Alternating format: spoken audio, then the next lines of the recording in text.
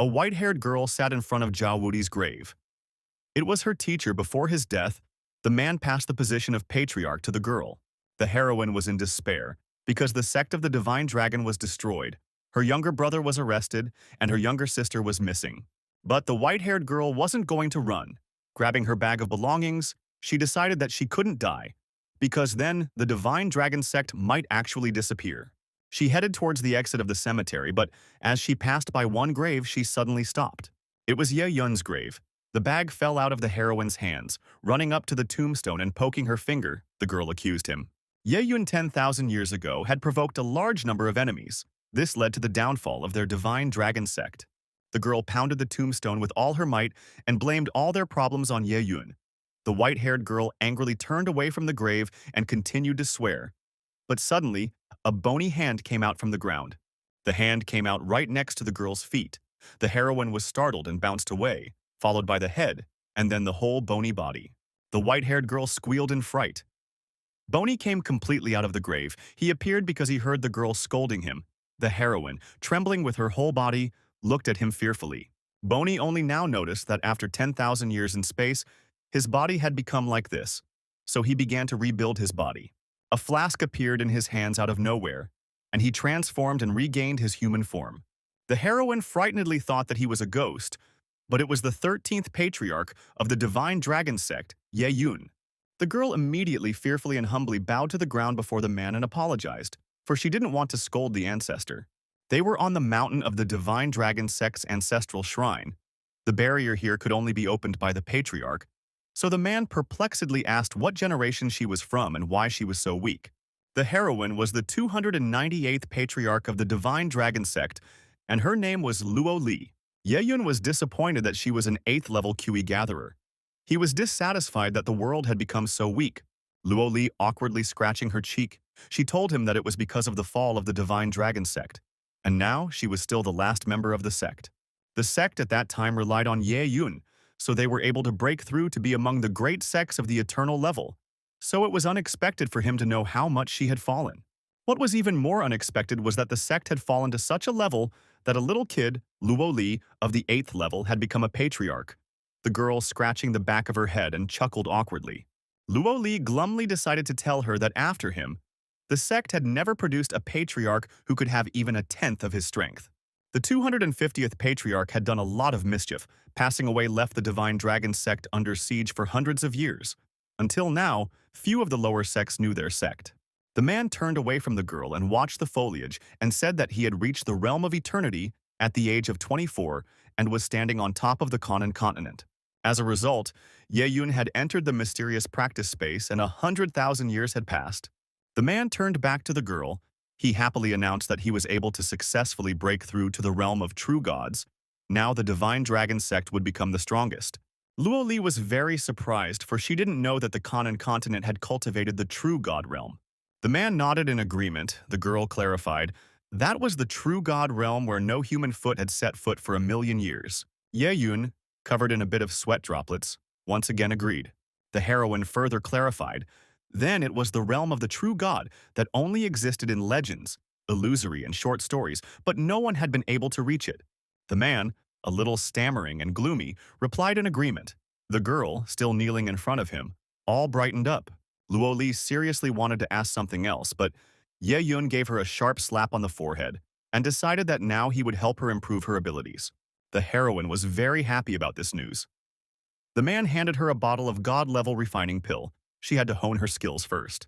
The girl put her hands under the bottle. She was surprised that it was god-level, mortal, yellow, spirit, Zhuan, earth, sky, royal, king, imperial, emperor level. Luo Li took the pill in her hands and said that this was the only thing that could make the ancestors of the sects of the Kanan continent fight for him. Ye Yun calmly warned that there were 10,000 pills. The heroine, bringing the pill closer, was shocked. The man scooped a handful of pills into his hand and told the girl to eat it as an appetizer, as the whole mountain could be piled up with all of it. Luo Li tried to stop him, but Ye Yun grabbed her cheeks and the girl's mouth opened. The man, without wasting time, quickly shoved the entire handful into her mouth. Something immediately started to happen to the girl. Luo Li, wiping the tears that came out of her eyes, was indignant that such a good thing was wasted. The heroine began to smell. because the effects of the bone marrow washing had already started to come out.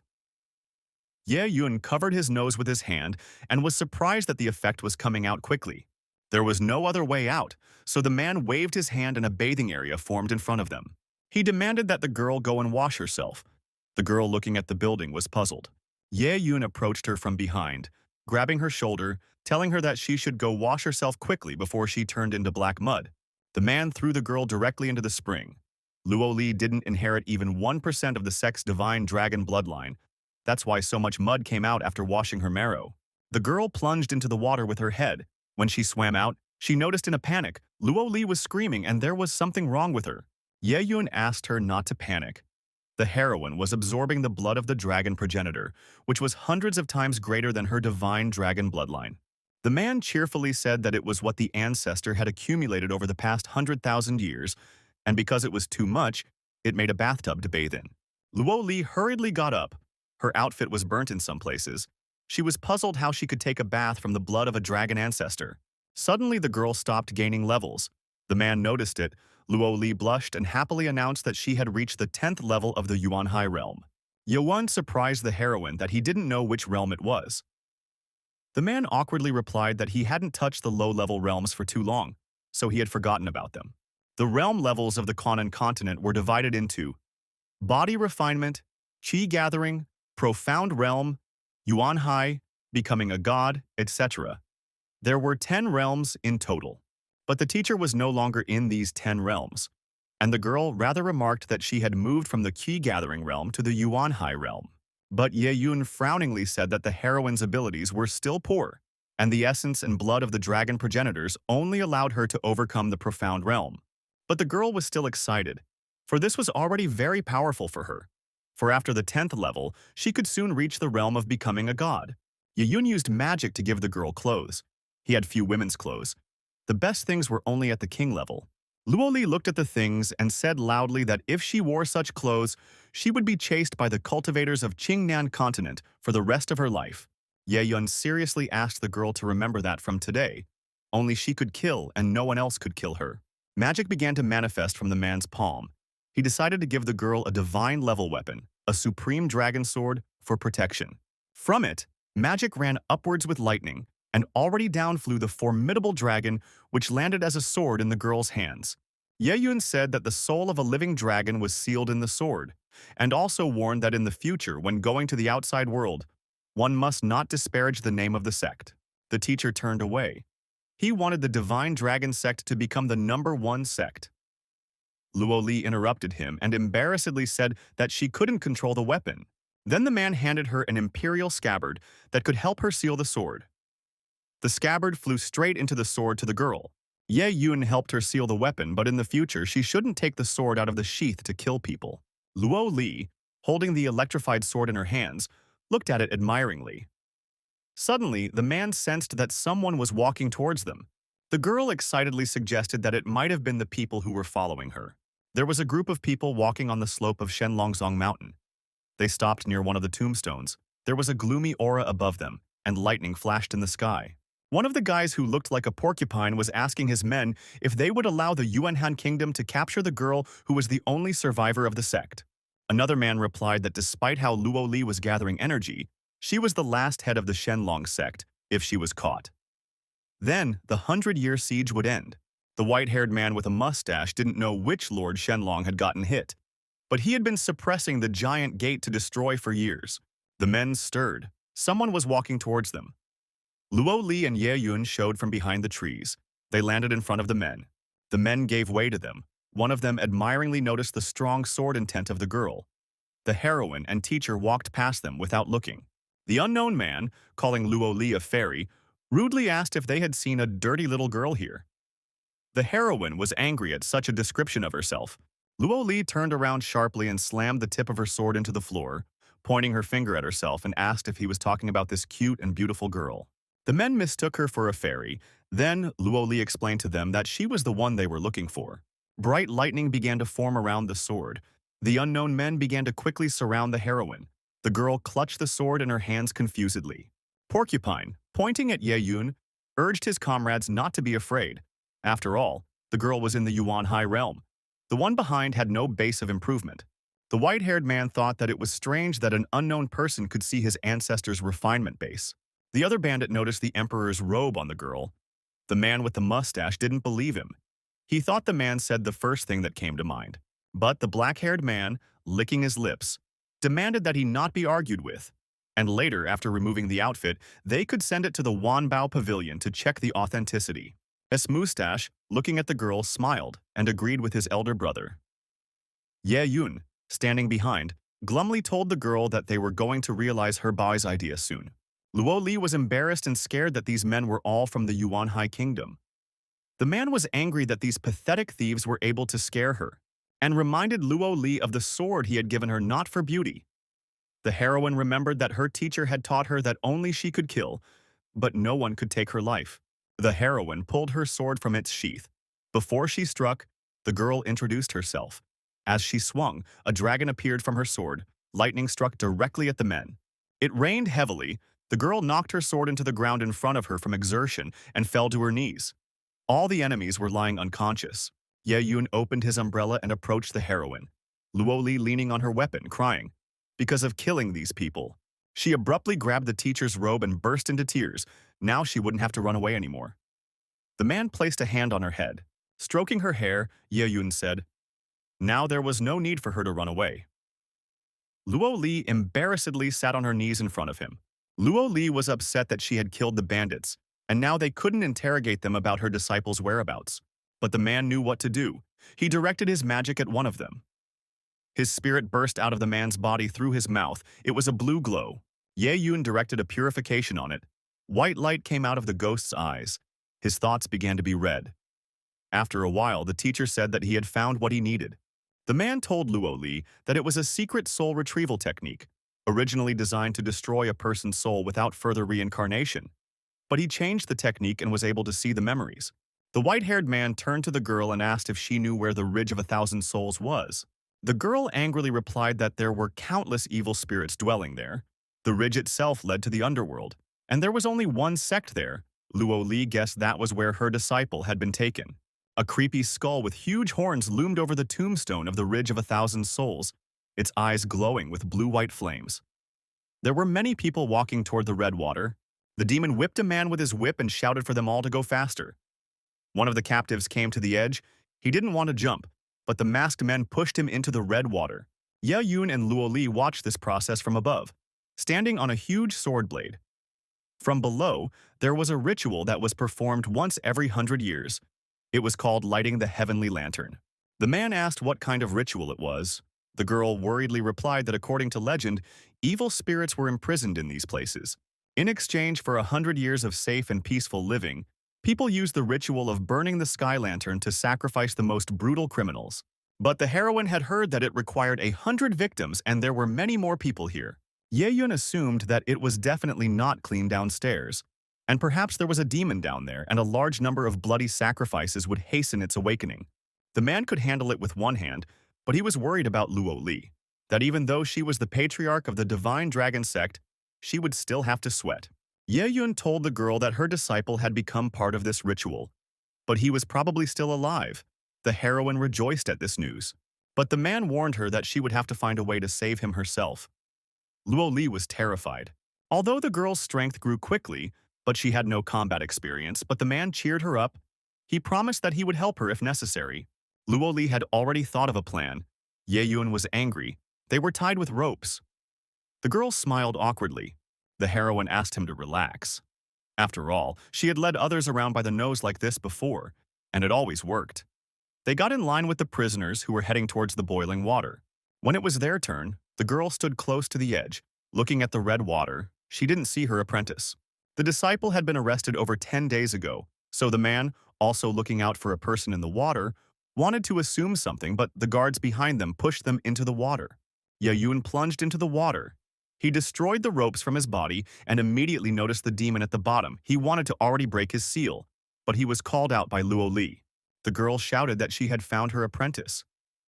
The white-haired man looked in her direction. The heroine was yelling for her brother to wake up.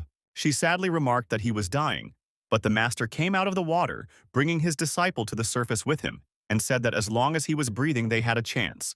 Ye Yun shoved a pill into the guy's mouth. Golden lines of magic immediately began to form around him. The man pulling the disciple out said that they would lift him up first and then deal with the rest.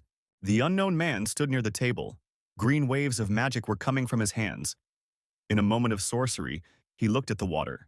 A light glow burst out of it with a bullet. The man shouted angrily. The sacrifice escaped. Luo Li and his brother and Ye Yun, carried away from the water, they landed in front of the people wearing demonic masks. The boy was pleasantly surprised that his sister had come for him. The girl was serious and asked him to be quiet. While the master was treating him, she would deal with the others. The chief sorcerer ordered his men to grab them faster because the ritual was already starting to work. The masked men immediately got down to business. Shrouded in light magic, red swords flew at the guys, but the girl confidently threw them away with her sword. She was outraged. How could they use her sect mate to set the heavenly lantern on fire? The heroine sealed the sword in front of her into the stone. Purple lightning emitted from it. Ye Yun was proud of her. The girl was now like a patriarch. The chief sorcerer was surprised that the divine dragon sect was not destroyed. Luo Li angrily replied that she was the 298th patriarch and had come to avenge all her comrades. The sorcerer was unsurprised and said that he would sacrifice her and receive a reward for it. Ye Yun glared angrily at the sorcerer. He guessed that someone was behind the destruction of their sect. Golden magic flowed from the palm of the master's hand. He would have to turn this place upside down again, and he hoped that the ancestors would help him break the seal soon. His magic seeped through the stones into the water and reached the demon seal. The sect sorcerer noticed that the sacrifice had worked. Ye Yun, who was standing a little behind, ordered the girl to grab him and find out who was behind him. The girl hurriedly carried out the order. She rose into the air above the sorcerer. The man felt that she was on the Yuan High realm and was no match for him after all. He was on the realm of a true god. Luo Li swung her sword and decided to test it. She struck, but the man managed to bounce away. The sword cracked where he stood. The sorcerer was shocked that she was able to crack with the sword. The man marveled at the power of the sword as it landed. He gloated that the girl didn't know how to use it, so she used chopping blows. He wanted to take the sword for himself. He turned to the girl and offered to teach her how to use the sword, but the girl replied that it was her sword and she could do whatever she wanted with it. The sorcerer got angry and ran straight at the girl. He grabbed her shoulder and started to use force. But the man suddenly noticed that he couldn't grasp her clothes. And then a powerful sword blow landed on his face. He bounced far away from the heroine, lying face down on the cold stone. He realized that her clothes were also unusual. Luo Li pointed at him with her sword. She was outraged that a person on the true god realm had already been defeated twice. The sorcerer somehow started to get up. He himself didn't expect to lose to some girl. He made a scary face and said that the sacrifice had already taken place, so the devil would soon appear, and warned Luo Li that no matter what weapons she had, she would not be able to survive. The man suddenly ran abruptly, stopping right near the edge of the cliff. He began to call out to the devil. A bright green glow of magic emanated from him. The devil heard him, and the man began to rise up towards the sky. The sacrifices, Ye Yun assumed, were not to keep the peace but to wake up the devil. Bubbles began to form in the water. Souls burst out of the bodies of the captives. They all flowed into one ball, gathering in the sky, above the water. Sharp lines of lightning headed into the water. A green glow reached the seal of the demon and surrounded it with magic. From it came the voice of the devil. He asked who woke him up. The sorcerer hovered above the water and was glad that the demon was awake after all. A black hand with long claws emerged from the bloody water. The white-haired man, looking at the huge monster, was not surprised that the devil was incarnated in a humanoid form. The devil turned to the sorcerer and asked him if he had woken him up. The man got worried, but answered the question. The demon opened his mouth in a terrible smile, revealing terrible sharp teeth. He had been sleeping here for ages and now he was hungry. The monster noticed that the sorcerer's spiritual power wasn't too good, but it would have a better effect for him than those offerings of his. The demon directed streams of his power at him. He hoped that the sorcerer would be glad of such an honor, but the man opened his eyes wide with fright and asked not to kill him. But the devil had already grabbed him and guided him to his mouth. Luo Li called out to the master to look at the devil who had devoured the sorcerer. Ye Yun asked her to keep her head down or he might eat her too. But the heroine was indignant. The devil directed his gaze just at her. As the appetizer was finished, the demon decided that it was time for the hot meal. All the remaining people started to run away. The monster used his magic to lift them off the ground. He laughed at them and shouted that none of them would be able to escape from the hands of darkness. The flow of the devil's magic carried people straight into the black vortex that formed over the bloody water, the monster mocking them and laughing. A bright pink glow carried straight towards the demon. Luo Li was in it. She was able to get close to the devil's face. Ye Yun and her disciple stayed in the same place. The master was surprised when the girl managed to become so brave that she even dared to throw herself at the devil. The girl's disciple was excited. Luo Li was going to tackle the devil herself. The master noticed that the glow was coming from the heroine. He recognized that the girl was doing quite well and was able to become bolder in a few days. The girl's brother was in a panic. He was going to help her because he was afraid Luo Li might have been eaten. Ye Yun asked if the guy was sure he wanted to help her. The guy nodded confidently and boldly. Meanwhile, Luo Li was thrown out of the magical devil stream. The heroine slammed her back into the wall with all her might. The girl didn't give up. She pushed off the stone wall with her foot and was about to strike the demon some more. The monster was not happy. He asked her to stop hitting him with the stick. After all, she was preventing him from eating her. Luo Li didn't like the way he called her precious sword. Then the devil took a closer look and noticed that it wasn't just a stick, but a rare thing in the mortal world. He directed his magic at the weapon. Luo Li clung tightly to the sword and angrily screamed at him to give it back. The demon kept wanting to take the sword away from her and said that it was his now. But the girl wasn't going to just give it up. She put her foot forward, pushing the demon away from the weapon. Suddenly, the sword came out of its sheath and out came the golden dragon. The devil was surprised that her amazing thing was also with a dragon's soul inside. He rejoiced at this, for with this golden dragon he could rise above life and death. The devil's magic shackled the golden dragon. The dragon was trapped by the demon, and the girl, almost crying, began to ask for help from the ancestors. The monster, mocking her, said that the thing had already recognized him as its master and promised that once it was done with the dragon, she would be next. Luo Li landed confusedly on the ground. She fell to her knees, reaching out her hand to her sword pitifully, calling out to her master for help. A blue glow split the air and headed straight for the demon. The girl thought it was the master, but it turned out to be her brother.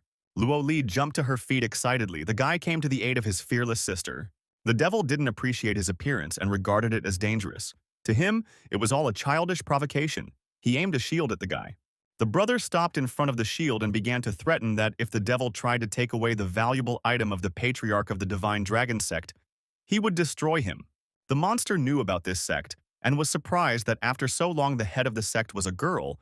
He snidely suggested that the divine dragon didn't have a worthy successor. The boy, pointing the tip of his sword at the devil, shouted that he would kill him. A stream of magic erupted from his weapon and flew right past the demon's face. He noticed that it was also some kind of relic. The devil, holding the dragon in one hand, expressed his gratitude for such an offering.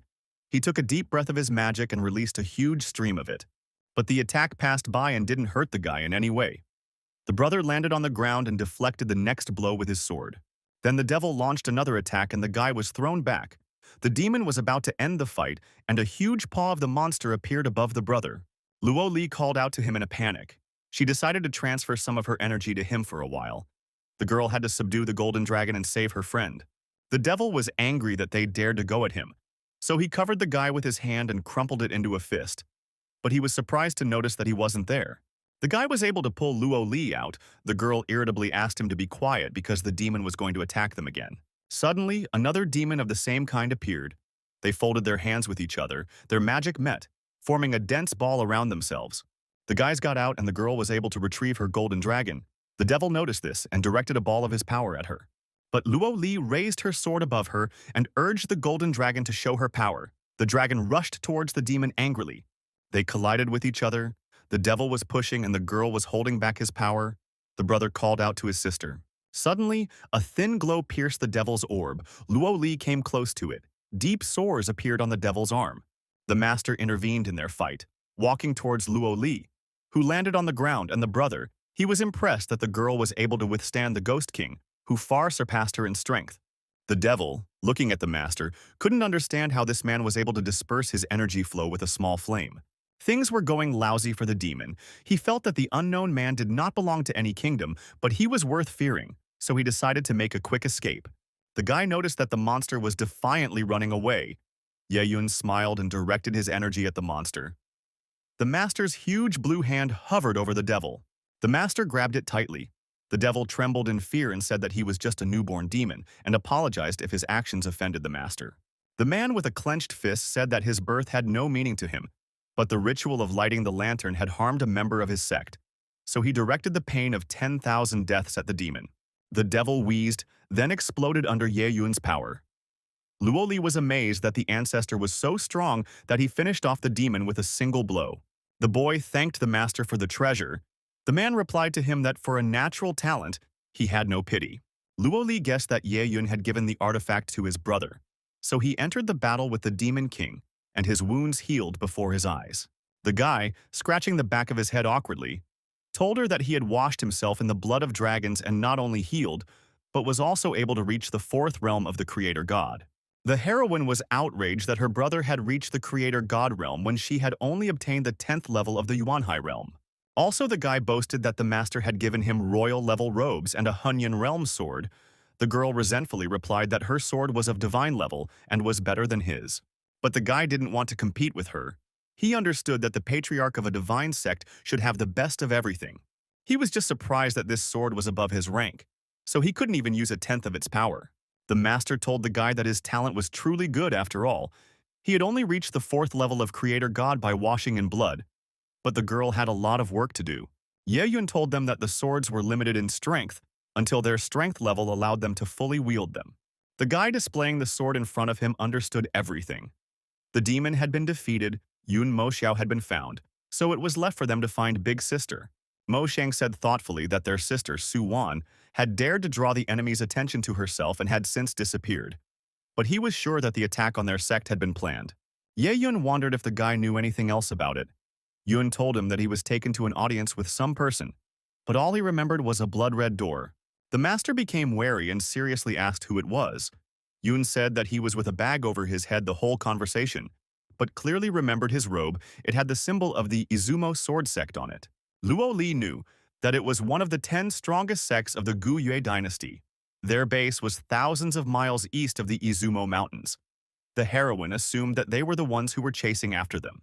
Now the guys had a tip-off, so they decided to head over there and settle the score with this sect sword Izumo. A huge stream of golden energy erupted from his hand. A black unicorn with golden eyes, wings, and a golden horn on its head materialized in front of them. The guys were thrilled that it was a divine-level demon. Suddenly, the unicorn greeted the master. Yun and Luo Li were in a huge shock that the horse was also talking. Ye Yun asked the unicorn to be simpler so as not to scare people. After that, the horn on its head disappeared. The scales flew away, and the whole thing transformed into an ordinary horse.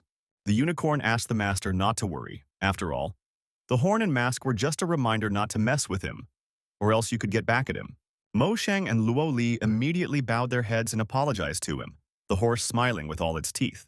The master called out to them and said that the sooner they went out, the sooner they could find the sect elder sister. Charred pieces of flesh floated in the bloody water, and 2 people stood in front of the lake. They knew that this was the birthplace of the Order King, but they saw that something was wrong. The Ghost King had appeared, but not willingly. One of them knelt down and dipped his hand into the water. Their secret technique was capable of controlling the Ghost King, and here the man could feel signs of someone else's interference. An unpleasant hunch reached the red-haired man that someone had killed the Ghost King and all of their brethren. The man took out his hand, looking at the flowing red slurry, replied that Gu Yue dynasty was not capable of such a thing, so they decided to report it to the master. The black horse was rushing through the grassy forest. The boys were sitting in the carriage. Luo Li asked the master if he would take newcomers into the sect. The man, sipping his tea, replied that the time for this was not yet right, but the development of the sect was an inevitable part of its existence. But the girl's level was still too low, so no one would want to join a sect where the patriarch hadn't even reached the realm of creator god. But Luo Li reminded him that they had only met a couple days ago, and they had already managed to defeat the Ghost King. The master replied to her that the sooner she sowed the seeds of young novices, the sooner they would sprout and strengthen their sect. The heroine asked in astonishment that he was hinting them to gather supplies from those they had defeated. Yun, hearing their conversation, intervened. He looked out from behind the door and grudgingly asked the girl if she wanted the Dragon Blood heirs to engage in looting. Luo Li smacked him upside the head. She was fine with that after all. If they could use something on the way, they couldn't miss the opportunity. The heroine agreed that the ancestor was right. On the way to becoming their sect, they should gather as many resources as possible. The girl told the guy that since he wasn't a patriarch, he couldn't understand such things. The guy brightened up and said he understood. They would burn, kill, and gather all the loot for the good of the sect. Luo Li yelled at him and urged him to look at the dynasties of the Qianan continent, for those who couldn't withstand the war had lost both the city and their own lands. The girl calmed down and warned Yun that the ancestor had reached the realm of the true god, so he was unlikely to stay with them for long, and so the sisters and brothers should raise the banner themselves. The boy asked Ye Yun in surprise if Ye Yun was telling the sister the truth.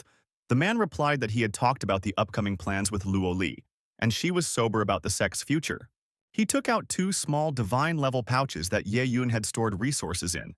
There was plenty of space in them, so now it was their turn to fill the pouches with the things they needed. Luo Li and Yun were delighted with the offering. The girl was the first to grab the sack and was very surprised at how much space there was. She asked the master how to fill it. Ye Yun said that the path of gathering had no end, so he asked them not to slack off, and said that the future of the sect was not to be limited to one continent. The man talked about other parts of the earth that the guys didn't know about. He also said that the continent of Qianan was a puddle in the ocean in all the lands of this world. The heroine was all glowing. She was already dreaming that when they captured all the scraps of land in the world, she would become the patriarch of a super huge sect. Ye Yun quickly slapped her. The girl fell to the floor in pain. He strictly told her that until she reached the realms above the divine realms, she would not see any other lands outside the continent. And also the master warned, Luo Li must overcome the creator god realm before they arrived in the lands of the Yizumo sword sect. In the Yizumo sword sect, Li Qingshan, the sect patriarch, ordered his assistant to report the news. The fellow reported that the patriarch of the divine dragon sect was asking for his audience at the mountain gate. But the patriarch said that he had never heard of such a thing. He thought they wanted to join them. So he asked the aide to say that he was out. The guy also said that the 2 of them were quite young, but their level had already reached the creator god realm. The man turned sharply towards the aide and asked in surprise if he was sure of this. The guy said that it wasn't just about age, but they were also dressed in high-level clothes. The patriarch demanded to take him to them. Luo Li had trained all the way to reach the creator god realm and was now excitedly asking Yun if they could handle it. Master had told them to deal with the Izumo sword sect on their own. The boy trusted his sister patriarch, so he was willing to do whatever she told him. Yun noticed the patriarch's silhouette in the doorway. The man stepped closer to them, introduced himself, and asked where they were coming from. Luo Li introduced the 2 of them to the sect patriarch. Li Qingshan appraised the guys. They were still children but had already reached the 4th level of the creator god realm. However, the man guessed that the girl had only recently possessed him. After all, there were no such nuggets in the Gu Yue dynasty. Li Qing assumed that their lord was sitting in the carriage, but he couldn't sense anything. Li Qingshan then asked them what they wanted from his sect. The heroine immediately told him that a month ago, someone from their sect had captured her brother and tried to sacrifice him for a ritual. Ye Yun, who was sitting in the carriage at this time, was impressed that the girl was starting to act like a leader. Li Qingshan replied that she probably misunderstood things, as her disciple had reached a high level and possessed high-level robes and weapons. There were few people in his sect who were capable of apprehending him except for the elders, in which case Yun was serious about going in there and finding them. In his thoughts, the patriarch thought that the great school of immortals was most likely not lacking, but he couldn't dare to offend them with suspicion. The man smiled and replied that it was some misunderstanding, and his sect's elders were currently absent. He wanted to add something, but he was interrupted. A sparkle flashed from the sky, and a powerful stream of energy struck right between Li Qingshan and Luo Li. A man appeared in the sky, shrouded in magic. He grudgingly asked who was causing trouble for his sect. Li Qingshan graciously greeted his supreme leader. The elders also arrived with him, to which the patriarch was a little surprised. The supreme reprimanded the man for allowing strangers to make demands of him on the doorstep of his own home. The patriarch became nervous. The supreme shouted angrily at him and, pointing at Luo Li and Yun, demanded that he kill them. Ye Yun sat in the carriage and calmly sipped tea, thinking that the supreme didn't realize that the sect leader's strength might not be enough, but rather thought that it was a good warm-up for the guys. The heroine, looking at the old man, asked her brother if it was him. The guy replied that the voice was familiar. Yun got into a stance ready to attack. The patriarch wanted to intervene, but a man ran past him sharply right at the guys. During their wandering, the ancestor had taught them the divine dragon sword technique, so Luo Li was determined to try it out. The elders rushed at them, but the guys directed a powerful stream of dragon energy at them, causing one of them to fly off to the side, leaving behind a trail of footprints. Their supreme was dissatisfied with his subordinates, so he decided to join the fight. The man jumped straight at the girl. Their energies clashed with each other. The girl put her sword forward, blocking the blow. From her sword came out a strong, blinding golden stream of power. The Supreme couldn't understand how a girl who had just entered the realm of a creator god could defeat an elder of the same level with a single blow. But when he saw her divine sword, everything immediately became clearer. The girl defiantly replied that a bad dancer's weapon was in the way. She was alone, and there was a whole crowd of elders piling on top of her. Luo Li, blocking the blow, noticed that the venerable sect didn't have good weapons, so it was clear that they had nothing but verbal attacks. The patriarch was watching their fight on the sidelines. He didn't understand what was going on there, but he guessed that since the Supreme wanted to kill them, it meant that the girl was right, and the sect had indeed stolen her brother. The sect, the Izumo Sword Sect, was barely in the top 10 strongest sects on the continent.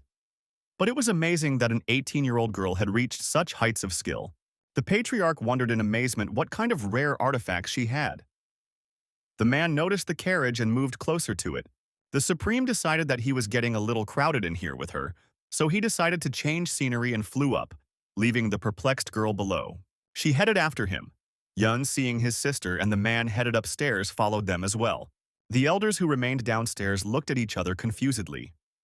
They saw the carriage and ran to destroy it, lest those slink away from them. The patriarch wanted to stop them. Ye Yun, who was sitting in the carriage, decided that the elders knew how to bid farewell to their lives beautifully by attacking the demonic horse carriage. The master ordered the horse to fight back against the elders. The horse jumped up, struck with all its might, and cracks in the ground formed around it. The people were thrown back from such a force. Ye Yun directly from the carriage directed his energy at them. The stream went straight into the house. There was an explosion right next to the patriarch. He looked with frightened eyes at the rock that flew straight at him. Supreme noticed the powerful explosion below and immediately flew back to the sect. Luo Li and Yun rushed after him. Supreme approached his sect, of which there was almost nothing left, and was in complete shock. The man noticed the patriarch lying senseless. He went down to him and angrily asked him what had happened. Li Qingshan was in tears and could only squeeze out that the sect no longer existed. The Supreme, casting an angry glance at the carriage, knew that their master was there. He rushed to the carriage, threatening. He approached the carriage, which was standing on the ruined road, and wanted to strike, but he was suddenly thrown back. The master, sipping tea inside, smirked. The Supreme couldn't even penetrate the outer layer of the shield. Looking at the carriage that was shrouded in a blue shield, he realized that the level of the person inside the carriage was much higher than him. The Supreme straightened up, looking up into the sky, thinking that the god himself wanted to destroy the Izumo Sword Sect. Dazzling white lightning sparked from his eyes. He decided that since he was destined to die, he would take everyone to the grave with him. The man's entire body began to spark with lightning magic, forming a tense ball of energy around him. Luo Li and Yun worriedly noticed that he might explode now. A huge magical wizard hand loomed over the Supreme. The girl gloatingly noticed that Ye Yun was striking back. The master hand grabbed the tense ball of magic of the Supreme and squeezed hard into a fist. The man's soul emerged from under his fingers. He wanted to fly away, but Ye Yun grabbed him. Yun asked the master what happened. After all, the sorcerer should have exploded. The man holding the Supreme's soul explained to them that the elder wanted to release his own soul energy, but escape in the form of this echo. Yun disappointedly remarked that they couldn't find out the reason for the attack on their sect. But Luo Li told him not to worry because Ye Yun could interrogate the soul. The master started to read it. The soul opened its mouth and opened its eyes wide in horror. The guy, seeing the process, was ecstatic. The patriarch of the sect was sitting on his knees with his whole body trembling. The master hovered over him, raising his head. The man stared at him confusedly from bottom to top. Ye Yun asked him if there was a sword saint among them. According to the patriarch, it was Elder Juggernaut.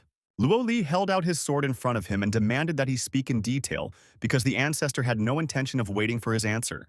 Under the blade of the sword, the patriarch revealed that there was a certain saint in the sect's Chet, whose mastery of the sword was considered unrivaled to this day. Because of him, the sword sect had become the strongest among the rest. However, hundreds of years ago, the saint had attacked the divine bridge and had disappeared ever since. This story didn't help the master because the divine dragon sect had been attacked for 50 generations. It appeared that the Izumo sect was receiving orders from the sword sect, but who was behind it all was unknown to Ye Yun. Yun called out to the master and asked if their elder sister was being held captive by the divine sword sect. Ye-yun replied that an echo told him that someone from the Divine Sword sect had manipulated the Izumo Sword Elders to hunt them down for hundreds of years, but he had not learned anything about his sister. Luo Li got angry and brought her sword close to the scared patriarch's throat. But Ye-yun told the girl that the man was only a suzerain and could not know about the plots of the higher elders. The heroine then asked what they would do with him. The master told her that since she was the patriarch, it was up to her to decide what to do with the man. The girl was at a loss. The patriarch, with his whole body trembling even more, clamped his eyes shut in fear. Luo Li drilled him with a menacing glare for a few seconds, but still lowered her sword from his throat and said that he was lucky that she was in good spirits today. The man exhaled in relief, but that wasn't all. The heroine squatted down in front of him and offered to ransom his life with the treasure of his sect. The brother, glowing, was in agreement and shouted that they would take everything and the treasures and resources. But the patriarch excitedly said that since his sect had been destroyed, he had nothing to offer them. He only had his bag left, so he offered to take it if they wanted it. Luo Li defiantly grabbed the bag from the patriarch and replied that she would let him live for his sincerity, and ordered him to go and deliver a message to the Divine Sword sect. She victoriously promised to visit sooner or later to even the score. The patriarch sat alone amidst the ruins of his sect, Yun glancing at him and asking his sister why she let him leave. The girl sat in the carriage, looking at the pouch the man had given her, and replied that there was no need for him to die because he had been honest with her. The lad was surprised, but the heroine, with an important thumb up, said that since the ancestor had let him live, she too had decided that there was no point in killing him. Luo Li was enthusiastic after all. They were on the cusp of the sect's rebirth, so they should glorify mercy so that the new novices would know about them when they opened the mountain gate. The master, while sipping his tea, was smiling contentedly.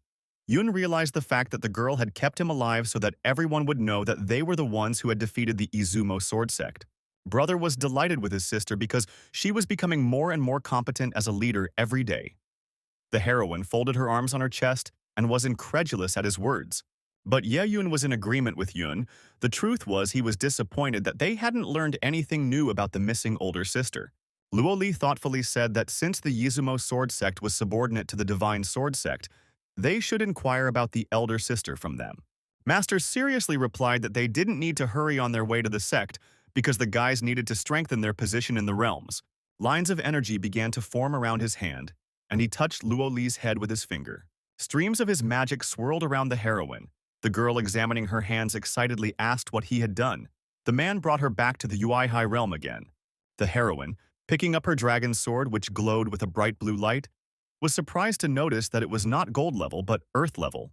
The same thing happened to his brother, and he was very saddened by it. Ye-yun had told them that a true warrior shouldn't rely on outside objects, because in order for them to become excellent swordsmen, they must turn into weapons themselves. The man explained to them that their realm had been strengthened from outside, so the foundation of such strength could not be called solid. Before they reach the sect, must reach the creator god realm again on their own. Also due to the fact that he had lowered their levels, each new realm reached would be more difficult than the previous one. Master, Luo Li and Yun reached the inn, as they sat and had dinner. The girl with pink hair was watching them. To her, the younger brother looked curious. The girl was a saint of the Acacia Jo Mengying sect. She felt that the guy had already reached the Ui High realm, so she thought he was the head of some family of miners or blacksmiths. And the other one, who seemed prettier to her, didn't feel the realm, so she thought he didn't have it. The woman behind the counter politely told the saint that if she liked any of the lodgers, she would gladly invite him to her table. But the girl rose from her seat, tucked a strand of hair behind her ear, and said she could do it herself. In front of Luo Li and Yun stood a lot of all sorts of delicious food. The guys were excited, but didn't understand why the master ordered so much food. Ye-yun, taking a bowl of rice, replied that he hadn't been in the world for 100,000 years, so while there was time, he wanted to indulge in small pleasures. Yun, taking pieces of meat with his chopsticks, happily said that he could be understood because all the food looked appetizing. Suddenly, a woman's hand laid on the boy's shoulder, and he heard a flirtatious voice above his ear, asking why the younger brother was eating alone. She took a seat next to him, sweetly asking if he wanted to chat with the head of the slave family. Yun spit out his food in surprise. The guy got a little embarrassed and stuttered a little, asking who she was and warning him that he wasn't alone. Suddenly, someone's foot tapped Luo Li and the master's benches, causing them to fly away from the table a decent distance. Ye-yun and Luo Li were shocked. They were now sitting opposite each other without a table. Yun jumped up in astonishment and turned to the ancestor, but the pink-haired woman deftly sat on his lap. She fully sprawled on top of him and pretended as if she couldn't see any ancestor. The saintly one moved closer to his face and said coquettishly that he looked very cute. Luo Li sat there and still didn't understand what was going on. Ye Yun looked at them and replied that her brother was attracted to someone. The pink-haired girl, blushing slightly, asked if Yun wanted to be her companion in the Acacia sect. The guy was embarrassed.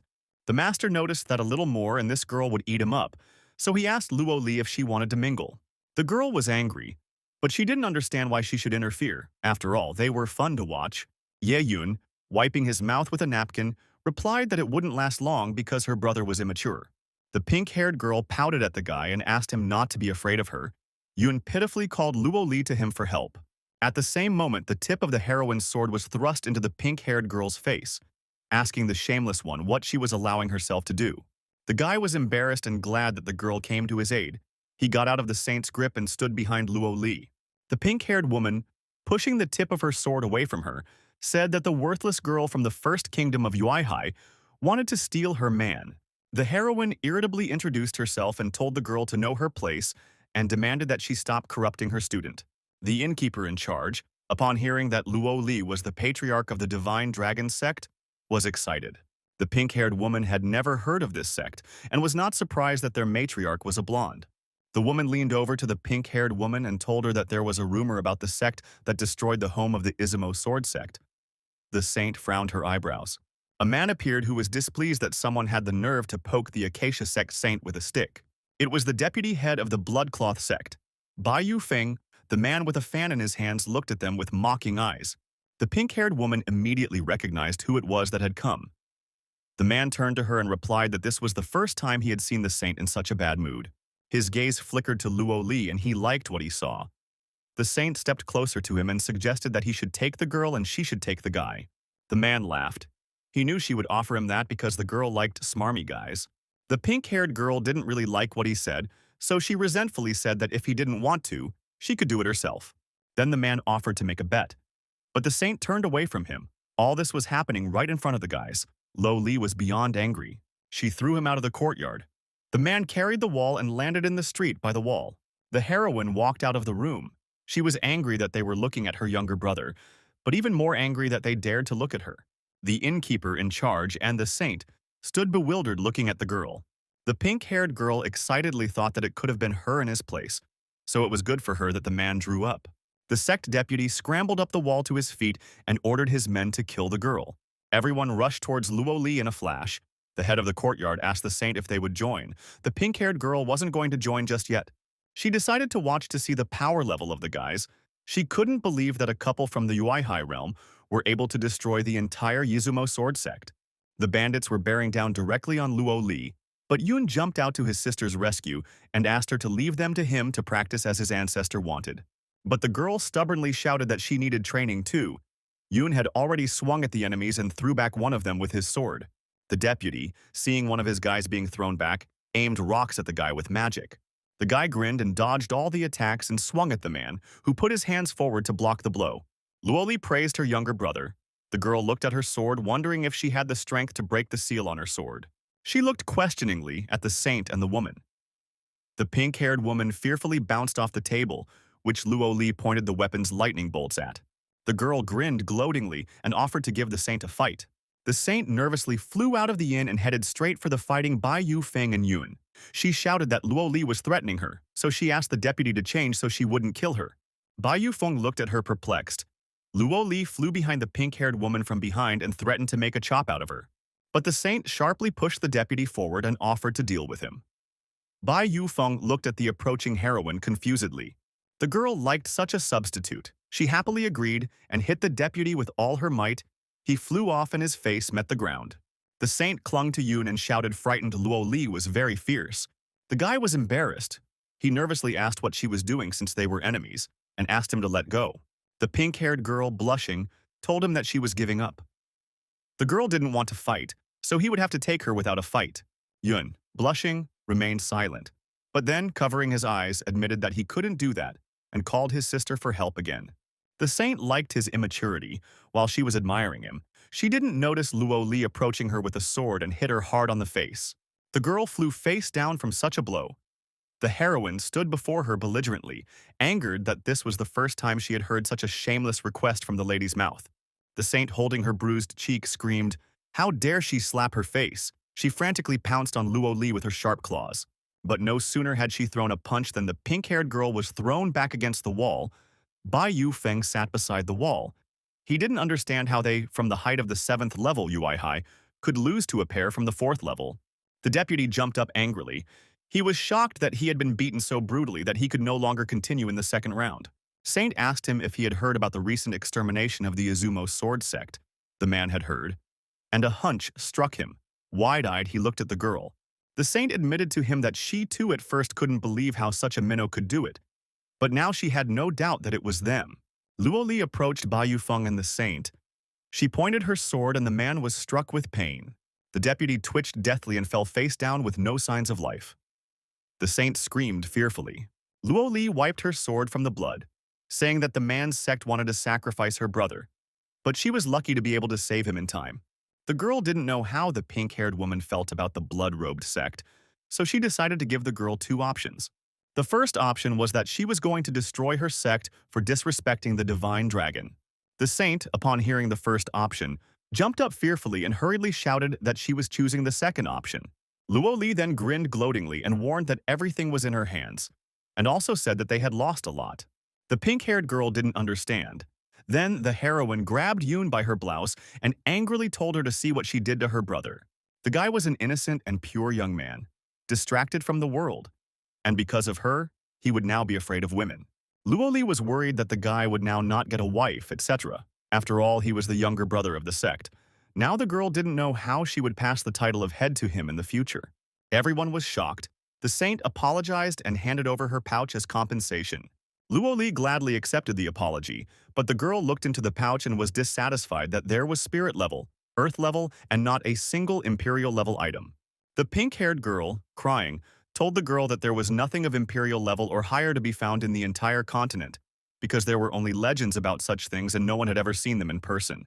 Luo Li replied to this that it was nonsense and decided to prove to the girl that it wasn't true. In the Divine Sword sect, the warriors stood and congratulated their senior swordsman on his return. A formidable-looking man came out to his soldiers. He said that he had heard the unfortunate news that Zasim had shown up early. The patriarch of the Izumo sect was sitting on his knees in front of him, so he demanded him to immediately tell him what happened. The man sat in the throne.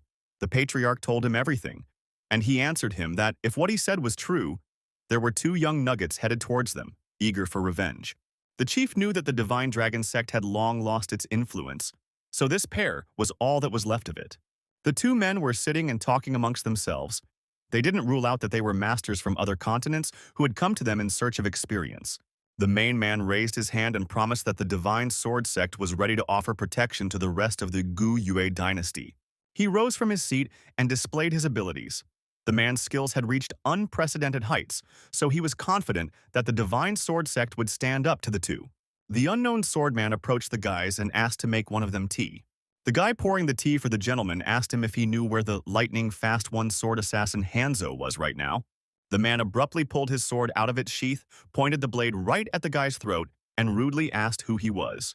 The guy pulled back the blade, took off his hat, revealing his large scar on his head, and cheerfully said that he was Heavenly Wind Zhou Feng. Hanzo recognized him and hid his sword. He was surprised how Zhou Feng ended up in this backwater. The man felt that Zhou had overcome the 8th level of UI High, so he asked why he became a waiter. Zhou Feng replied that it was a long story. It was also strange for him to see a Divine Sword sect member in the ranks. The man got excited and nervously asked his acquaintance if he was definitely just selling tea here. Zhou Feng told his buddy that the sect they were unfamiliar with had destroyed the Izumo sword sect and killed the deputy, and now it was their Green Lotus sect's turn.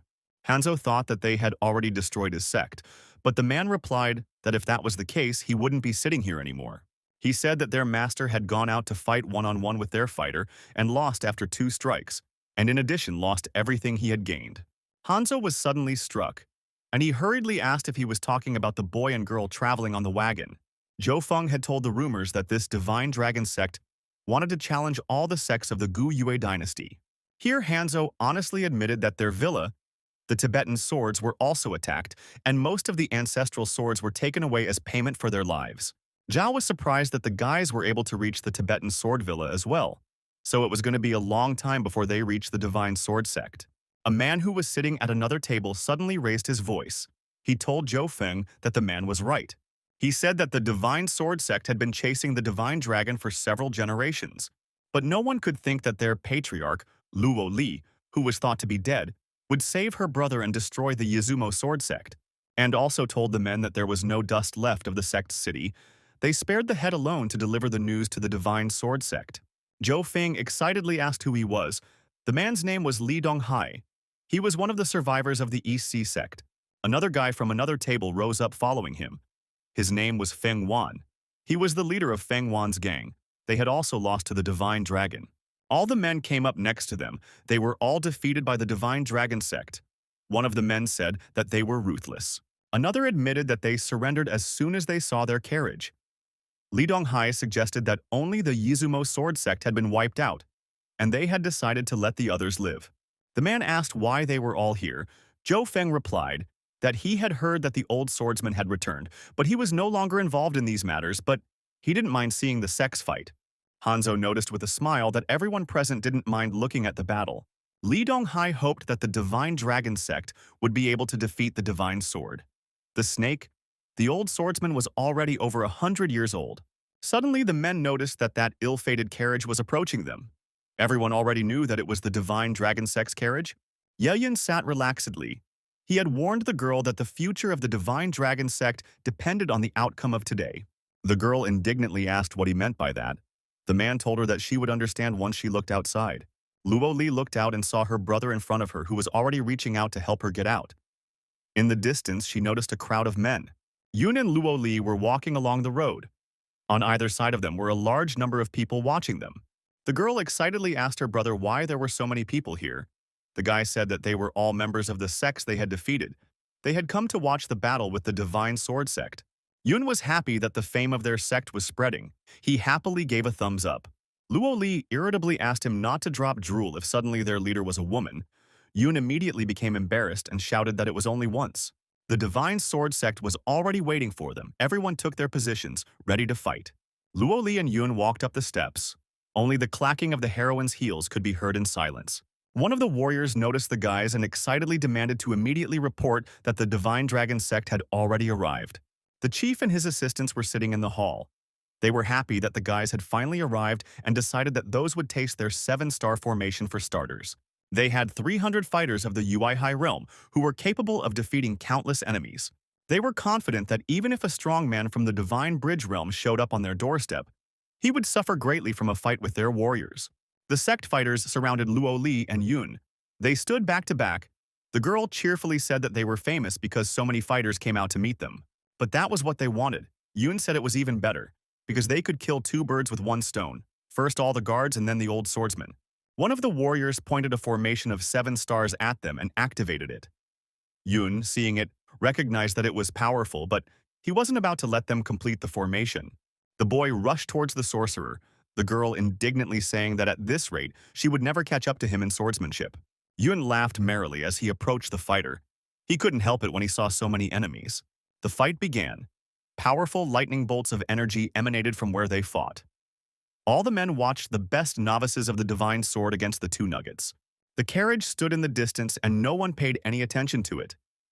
Ye Yun was able to observe the battle with magic. He recognized that it was smart of Mo Xiao not to let them complete the formation. Now they could quietly improve their swordsmanship.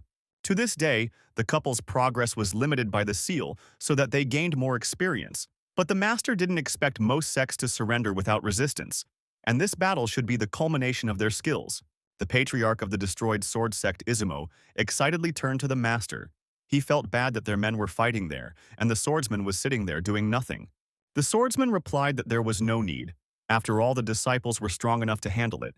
But otherwise, he was personally going to deal with them.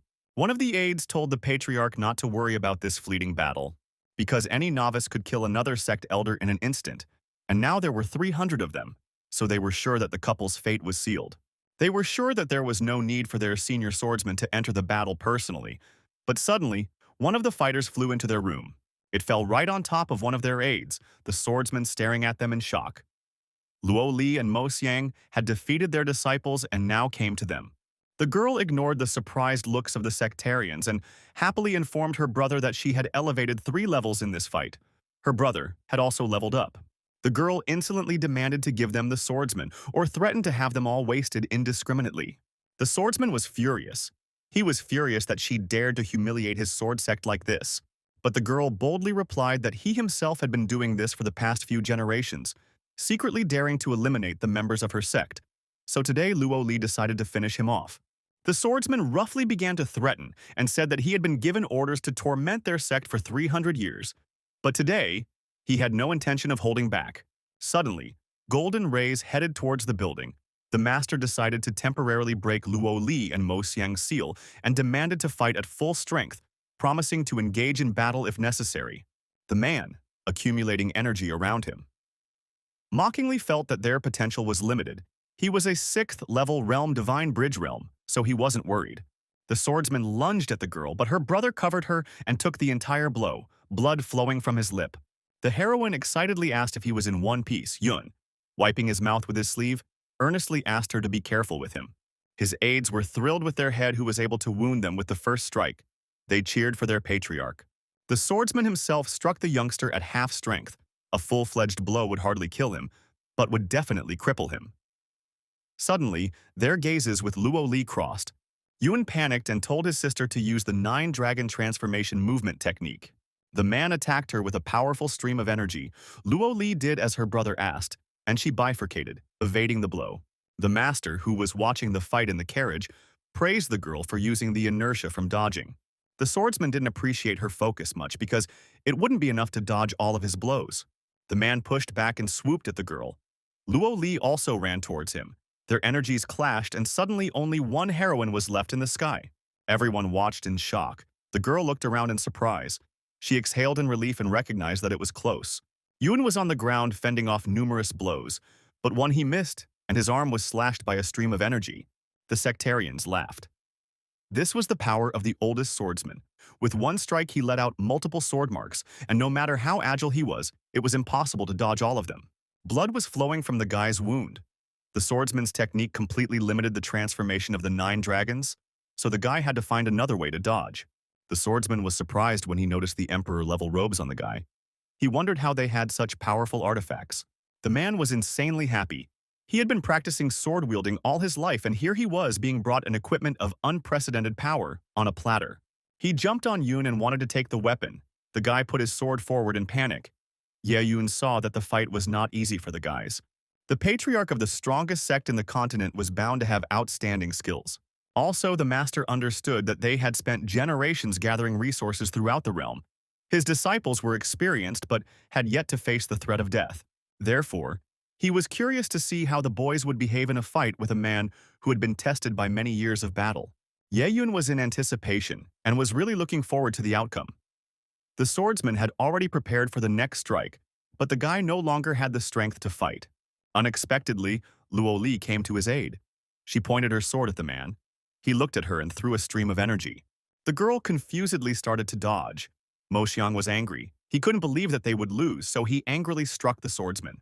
The man concentrated a stream of magic in his palm and hit Mo Xiang's face with all his might. Luo Li frightenedly called out to her brother.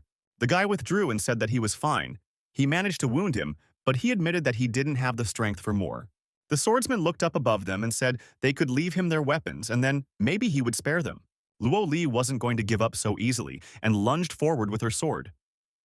The man angrily said that in the deal, he was allowed to keep them alive for another 100 years, but now he wasn't going to spare them. The swordsman directed sharp streams of magic at them, Yun displaying his sword and angrily ordered his sister to attack while he took the full brunt of it. The girl furiously rushed straight at the man, the swordsman, all glowing when he saw the full power of the rare artifact. The girl's energy threw a huge power at the man. The swordsman was struck by a cluster of bright pink magic. He screamed violently. The guy slumped to the ground and asked his sister if she had gotten him. Luo Li, holding the electrified sword in her hand, confidently said that this was not the end. From all sides, the sharp, bright blue swords of the swordsman headed towards them. He rose above them and shouted that he would take the swords from their corpses. Ye Yun angrily shifted his eyebrows to the bridge of his nose. The men who had come to watch the fight ran away because they were afraid that the sword marks would cover the entire mountain. As they ran past the carriage, one of them noticed the master. He was standing on the roof of the carriage, surrounded by gold and white lines of lightning. The men stared at him in shock. The swordsman went wild, a huge number of light blue swords swirling around him. The master who stood in the distance directed his energy at him, the swords colliding with the golden glow of him, shattering into small pieces. The men were protected by this golden shroud of magic. They immediately guessed that the man on the carriage had done it. When they looked at the carriage again, they were surprised to notice that he was no longer there.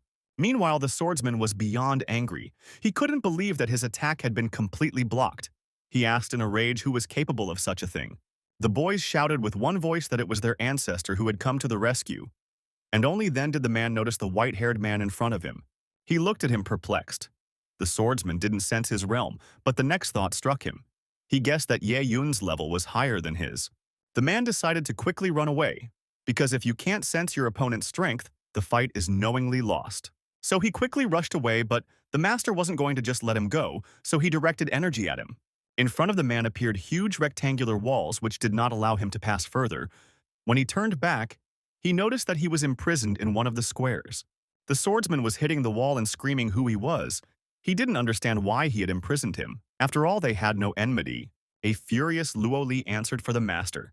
She told him that he had been persecuting the sect for centuries, and now he had decided to quickly change his shoes. The heroine herself introduced her master. He was the 13th patriarch of the Divine Dragon sect, gloatingly told him that death by his hand was a great honor for someone like him. The men who heard how old Ye Yun was were surprised at how old he was. Another asked what realm he belonged to because he couldn't sense it. The master asked the swordsman who was behind the attacks on his descendants. The man's whole body shuddered and exploded and turned into a magical bright red cluster of energy. The protective square in which he was encased became even smaller in size and rolled down the steps. The swordsman refused to speak even in the face of the greatest ancestor, but Luo Li didn't feel bad because they would still learn information from his spirit. The warriors silently surrounded them. The girl turned to them and ordered them to lay out all their valuable possessions and then disperse to their homes, and threateningly announced that from this day onwards, there was no more divine sword sect on the Kanan continent. Various valuable items flew, and the guys left on their carriage away from this place. Luo Li was glad that they had dealt with everything because she was very tired after such a battle. Remembering about the swordsman, she asked her ancestor if he had found out who was behind the attacks. The man glumly replied that it was the Sacred Balance sect from the Holy Wind dynasty.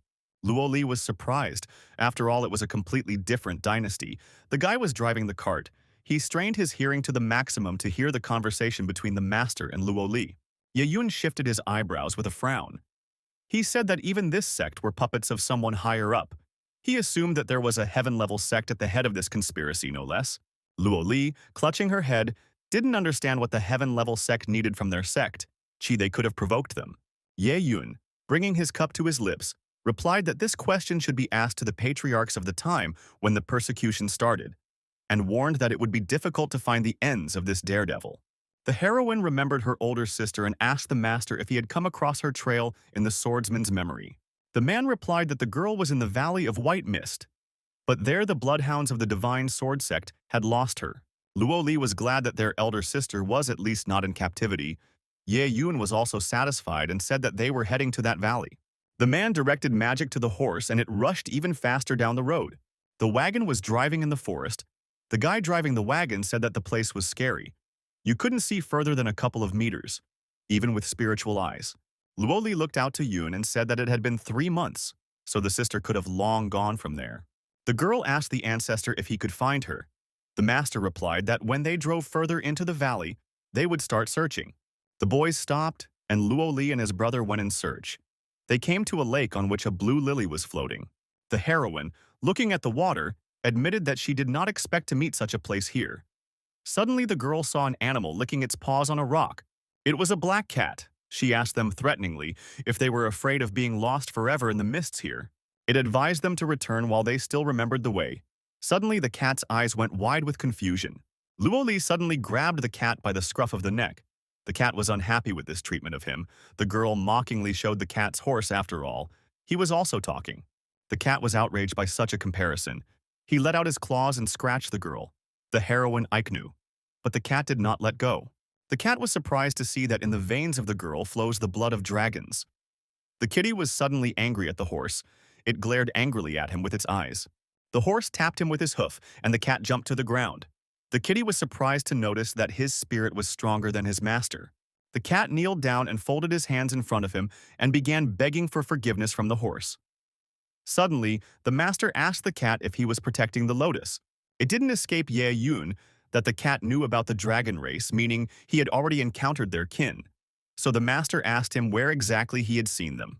The cat snickered, noticing that the man in front of him was even stronger. The horse hurried him along, tapping him on the head with a hoof. The cat, good-naturedly folding his paws, replied that he had seen a little girl that his master had given to the farming dynasty as an apprentice. Luo Li excitedly knelt down on his lap and asked who was the patriarch of this dynasty and how much property they had. The cat replied that his master was the great gatherer of the heavenly life realms, the suzerain of the 10,000 beasts sect, and he was ordered to guard the lotus. The horse didn't like the cat calling the man of the realms of paradise life great in front of his master. He pushed the kitty, and the kitty fell into the water. The poor kitty climbed out of the water and leaned on the lily pad with his paws, sweetly saying that he was just a talking cat, and asked to be treated accordingly. Ye Yun asked Luo Li and Mo Sheng if they wanted to meet their sister. The guys unanimously said they did. In the 10,000 Beasts sect, some guy was laughing and pointing his finger, saying that the girl's realm level was absurdly low. The girl stood timidly, surrounded by guys who were laughing at her. One of them stood with a leopard. Putting his hand on its smooth fur, said that if she could handle his leopard, he would let her go. The guy roughly put his hand on her head. The girl irritably asked him to stop.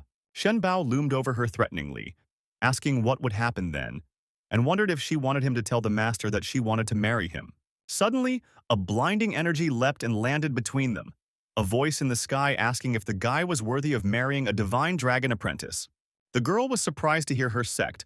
One of the guys boldly asked the sky who dared to cross the path of the 10,000 Beast sect. A black something was approaching the girl, telling her that they would leave them alive for now, just so that she could get even with them.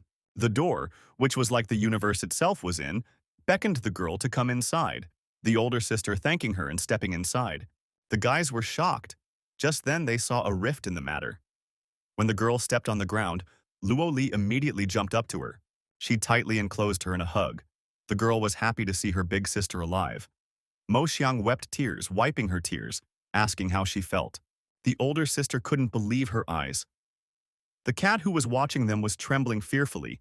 He was shocked that the master had broken the space, so he didn't understand what level he could be. Luo Li took her sister's hands and told her that an ancestor had saved her from the sect. The girl looked at her perplexed. The heroine introduced the master. The man asked Su Wanyi how she was feeling. Teardrops gathered in the corners of Su Wanyi's eyes. The girl abruptly knelt down on her knees with her face on the ground and folded her arms. She greeted the master. Ye Yun asked her to get up. The man gathered them all and said that they sect disciples were now together again. Luo Li hoped that she and her sister would never be separated again. Su Wanyi smiled. She also didn't want to be separated from them anymore. A flask appeared from the man's hand with magic. It was the blood of a primordial dragon. Their cultivation was too weak right now, but the blood should fix that.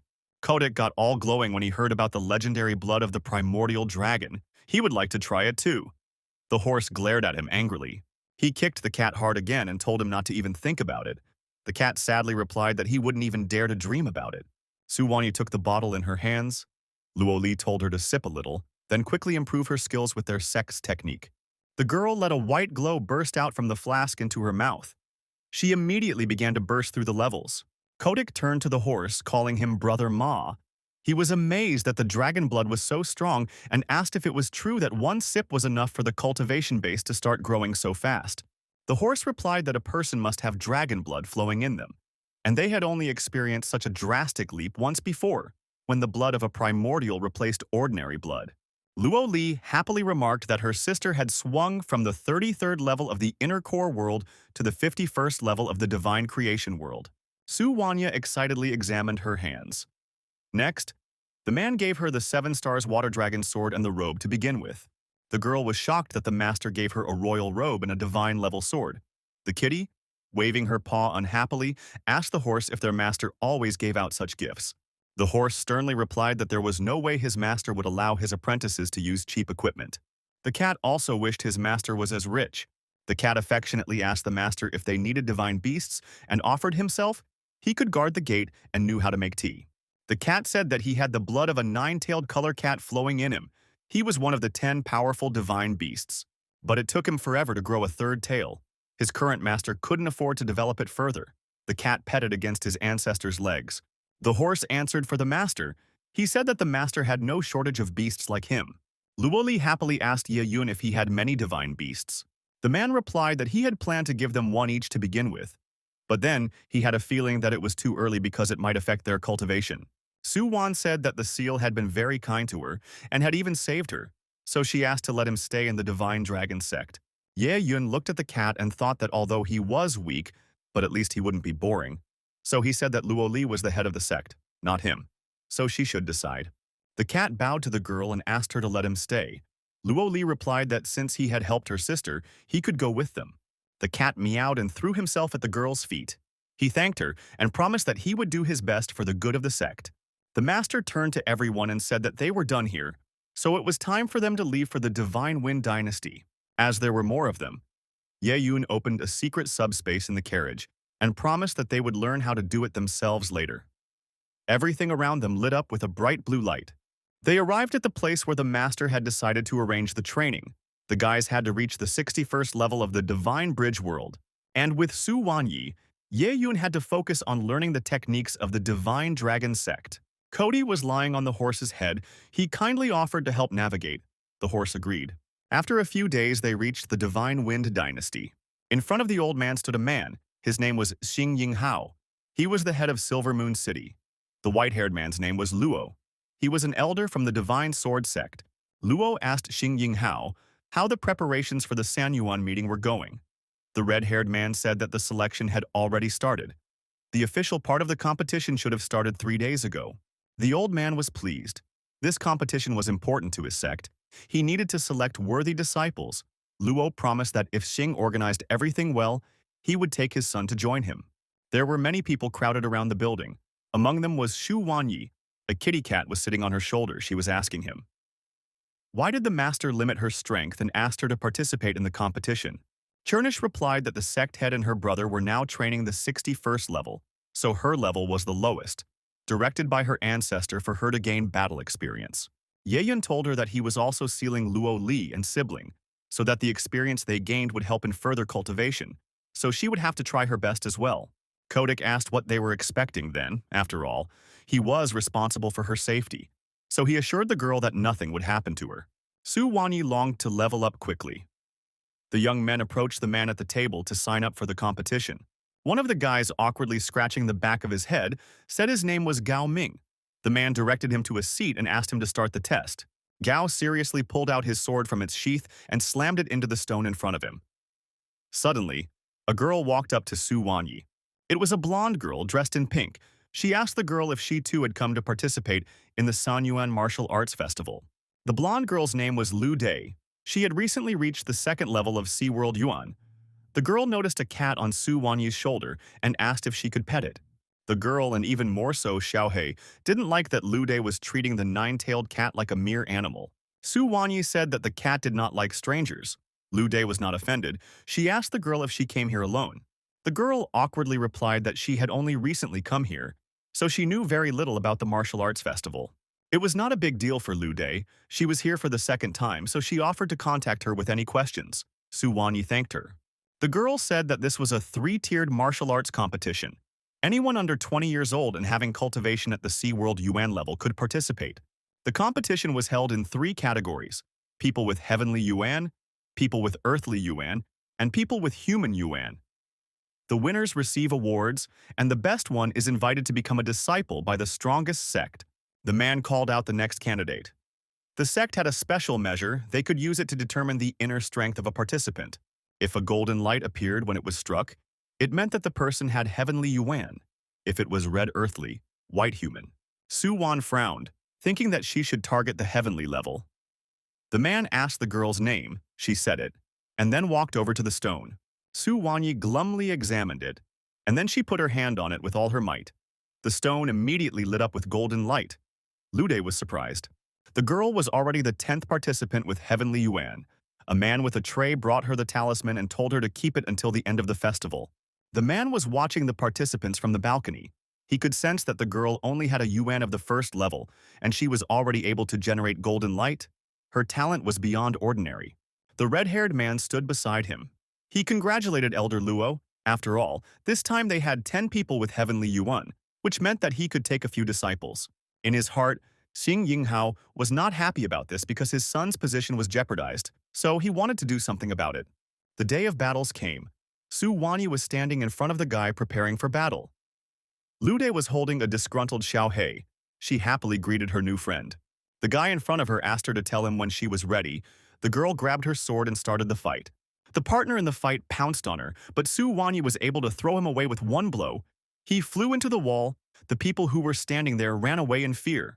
In this battle, Su Wanyi's Shu Wanyi was victorious. Elder Luo was watching the battle scene from his seat. He was delighted with the girl. The old man thought that she had strong blood because otherwise, he didn't know why she was able to defeat Bai Yuanshan, who had the 4th level of the Sea World, with a single blow. Ying Yinghao, who was sitting next to him and smiling kindly at the old man, made a fearful face.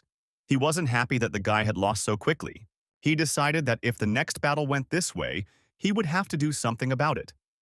Heavenly Yuan's second battle was announced. Su Wanyi versus Dongfang Yu. Su Wanyi was dissatisfied why she had to fight again. Suddenly, the next opponent squatted down in front of her. The guy was very confident. The girl asked if he had had enough and suggested to start the fight. Su Wanyi pointed his sword at him and said that since he attacked her with an attack of 24 lunges, she would respond in the same way. The girl angrily stabbed her opponent's arm through. The guy was struck by a huge amount of magic swords, and he fell senseless, covered in blood. Su Wanyi was victorious. The other participants were stunned into silence.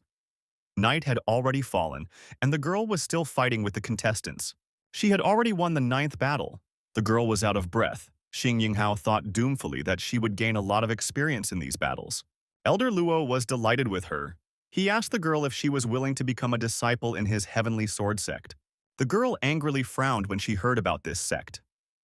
The man unsuspectingly replied that his sect was one of the 3 strongest sects of the Shenfeng dynasty. The man smugly said that talent and strong cultivation were required to join his sect, but for the sake of the girl, he could make an exception. All the participants were shocked. This was the first time they had seen a sect elder offer someone to become his disciple. After all, even the nobles were not treated like this by him. Ludi was also stunned. She didn't realize how cool Sister Su Wanyi was. The girl slammed her sword into the scabbard, turning away from him, saying that she wasn't interested because she was already a disciple of the Divine Dragon sect. Everyone watched as the girl left the battle scene. Elder Luo was getting more and more furious. Behind him, Xing Yinghao was gloatingly watching. In then suddenly stepped forward, pointing his finger, angrily asked how dare she behave like this to the elder. He said some more unpleasant things. The girl was fed up with it. She was covered in energy, slightly turning her head in their direction, advised her to stop talking about her sect like that. Xing Yinghao laughed. The man himself decided to test what she was capable of and sent 5 guys at one girl. Su Wanyi scattered everyone with one punch. The guys ran away from her in fear. Lu De, holding her kitty tightly in her arms, decided to help the girl. After all, the battle with the city head might not be something she could survive. The blonde girl shifted her sad gaze to the equally sad-looking kitty and said that he needed to be put somewhere. But he pushed his paws away from her hand and ran away. Xing Yinghao lowered himself to Su Wanyi, then rushed straight at the girl. The black-haired girl put her sword forward, but the man grabbed it with his hand. Other guys appeared out of nowhere and ran to attack the girl. Su Wanyi felt a guy approaching her from behind. She abruptly turned around and thrust her sword blade into his throat. The enemy fell down holding his throat. The other guys were shocked that the girl had gotten stronger during the fight. Xing Yinghao was furious that the heroine dared to kill his residents and promised that she wouldn't live to see the morning. Ludi was looking for a seal all this time. Suddenly, some guys appeared in front of her. They decided to kill Su Wanyi's friend. The girl took out her sword and ordered them to stay back. After all, she had a 2nd-level yuan, and it was more than enough for her. The guys stared at her perplexed. Lude abruptly turned around and ran away. The guys chased after her. The blonde girl excitedly thought that getting away from them wouldn't be easy. Now she didn't know what to do. Suddenly she saw Xiaohei. There were wounded guys lying around Su Wanyi. Xing Yinghao knelt on one knee in front of her. The girl pointed her sword at him and said that anyone who disrespected her sect, she would punish with her own hands. The man threateningly replied that if she killed him, the head of Yinyue City, then her sect would come to an end. But the girl replied that just a little longer and she wouldn't hold back. A bright blue dot appeared in the sky. It was Elder Luo. He flew straight at the girl, but suddenly a huge cat appeared in his path. And then Xiaohei returned to his former size and jumped onto the girl's shoulder. Xiaohei tore off Elder Luo's arm. The old man didn't realize what kind of animal it was. One attack that made him lose his entire arm. An unknown guy stepped forward holding Lu to hostage. He ordered Su Wanyi not to move or he would kill the girl. The heroine frowningly asked what he wanted. The guy excitedly asked her not to look at him with that look. Suddenly, Ye Yun appeared from the sky. He had absolutely no idea that the little competition would turn into such a mess. Su Wanyi and the kitty were happy to see him. The master praised the girl. He felt sorry that she wouldn't get her reward. The ancestor glowed with a golden glow. Master Luo quickly flew upwards when he saw him. Luo quickly ran away, but Ye Yun had already directed magic at him. The old man was struck by many sharp swords and exploded. His assistants quickly started to run away. Ludi was left standing with her hands tied. Su Wanyi rushed to her aid. The girl untied her and asked if she was all right. Suddenly, an ancestor turned to her and asked if the ancestor named Chang Yuchen was her. The girl looked at him fearfully. Su Wanyi asked her not to be afraid of her sect master. Lu De replied to the man that Chang Yuchen was the first patriarch of her sect. He was very famous in the continent in his years. Ye Yun saw that the girl's lineage was similar to Chang. He didn't expect to meet his descendants after so many years. The master asked how she ended up here. Lu De sadly replied that her home was very far away. Her family had few resources, so only her older brother was training. Therefore, this competition was her only hope to advance. She had arrived here a few months ago to settle down. Su Wanyi was now also upset and blamed herself for ruining the festival, but the blonde girl hurriedly calmed her down. She quickly said that she wouldn't have achieved good results anyway. Ludi thanked the girl for saving her and decided to leave already because there was nothing else to do. She also invited them to her house if they were nearby. Master agreed. Su Wanyi looked at him perplexed. Lude had already turned around to leave. But suddenly Su Wanyi approached her, grabbing her hand, said that they were just not busy right now, so they could visit the blonde right away. But the girl turned to her and informed her that it was a long way to her home. 2 months away, Su Wanyi giggled. She asked what was the problem. After all, they could get there by carriage. A horse stood behind them and looked at them questioningly. Men flew up to the Chang family. One of them shouted for Chang Feng to give them the equipment. The head of the family glumly replied to him that his family was not big enough to take the 6 warriors of the deity becoming world with them. The man from the sky laughed. He didn't like bullying the weak, but it wasn't his fault that the Chan family was so insignificant. The stranger shouted for the man to give him the technique, and they would part in peace afterward, but if not, his family would be destroyed. The head of the Chang family grabbed his sword and said that they would not betray their ancestors' teachings, even if their family was destroyed today. The men threw themselves into battle. Their disciples also faced each other. They also, like their mages, couldn't stand each other. One of them directed a powerful stream of energy at his enemy. The latter put up a shield around him, but it failed and split. Ludi came to her father in time, because the enemy had already defeated her father and was standing over him with the tip of his sword at his throat. The man gloatingly demanded that Chan's daughter convince her father to give them the technique, or else he would threaten to kill her first. The father excitedly called out to his daughter. The girl remained silent. Then the enemy grabbed him by the chest and began to threaten. Lu De stood confused. The man swung his sword at her, but his blade clanked against another sword, falling down. The weapon split. It was an angry Su Wanyi. Ye Yun approached the house. He opened the door and walked inside. Taking the incense in his hands, he approached the tombstone. This was his friend. He was his strongest support. He was able to reach the world of life and death by having the body of a despotic Yun. The master was saddened. No one was eternal. The man was upset that after 100 years, they met their friend like this. Ye Yun asked in front of his friend's grave not to worry about his family after all. His family was still living, and out of deep respect, he promised to take care of them. The men who came to take away the Chang family's technique decided to quickly escape, but the girl was not happy about it, so she rushed after them. Su Wanyi applied the 9 Dragon God transformation technique. She multiplied. Her powerful energy headed downwards. Ludi asked in surprise, how did the girl manage to jump through the majesty world immediately to the third level of the god-becoming world? Su Wanyi, hovering above the ground, said that her master had sealed her cultivation with a secret technique. She had gone to the competition to gain experience. Now the blonde girl could see what her new friend's true strength was. The main Chan family's main family was overjoyed that they were saved. The man who came Ha technique was being approached by an angry Su Wanyi. The man was furious. He wanted to get up from the floor, but the girl swung her sword at him and cut off his arm. The chief shouted exhaustedly. His anger went to the disciple. He asked what he was worth and ordered him to call for help quickly. The aide summoned fireworks in the sky. The man without a hand and his disciple arrived at Elder Zhu's house. He was furious that his subordinate had failed at such an easy task, and even managed to lose his arm. Suddenly, the man noticed the mark of the demon realm sect on his cloak. It was one of the three great sects. Now he realized who was the Grey Cardinal behind this raid. The man without a hand sat down on his knees and said that unforeseen circumstances had come into play, so he asked for Elder Zhu's help. Mr. Zhu handed the subordinate a bottle and told him to deal with his wound first while he could rest. Zhu headed towards Su Wanyi. He was amazed that the third-level girl of the god-becoming world managed to cut off Shen Wei's arm. After all, the latter was much stronger. The girl looked at him angrily. She remembered him. This man was on the divine bridge, so she doubted that she could handle him now.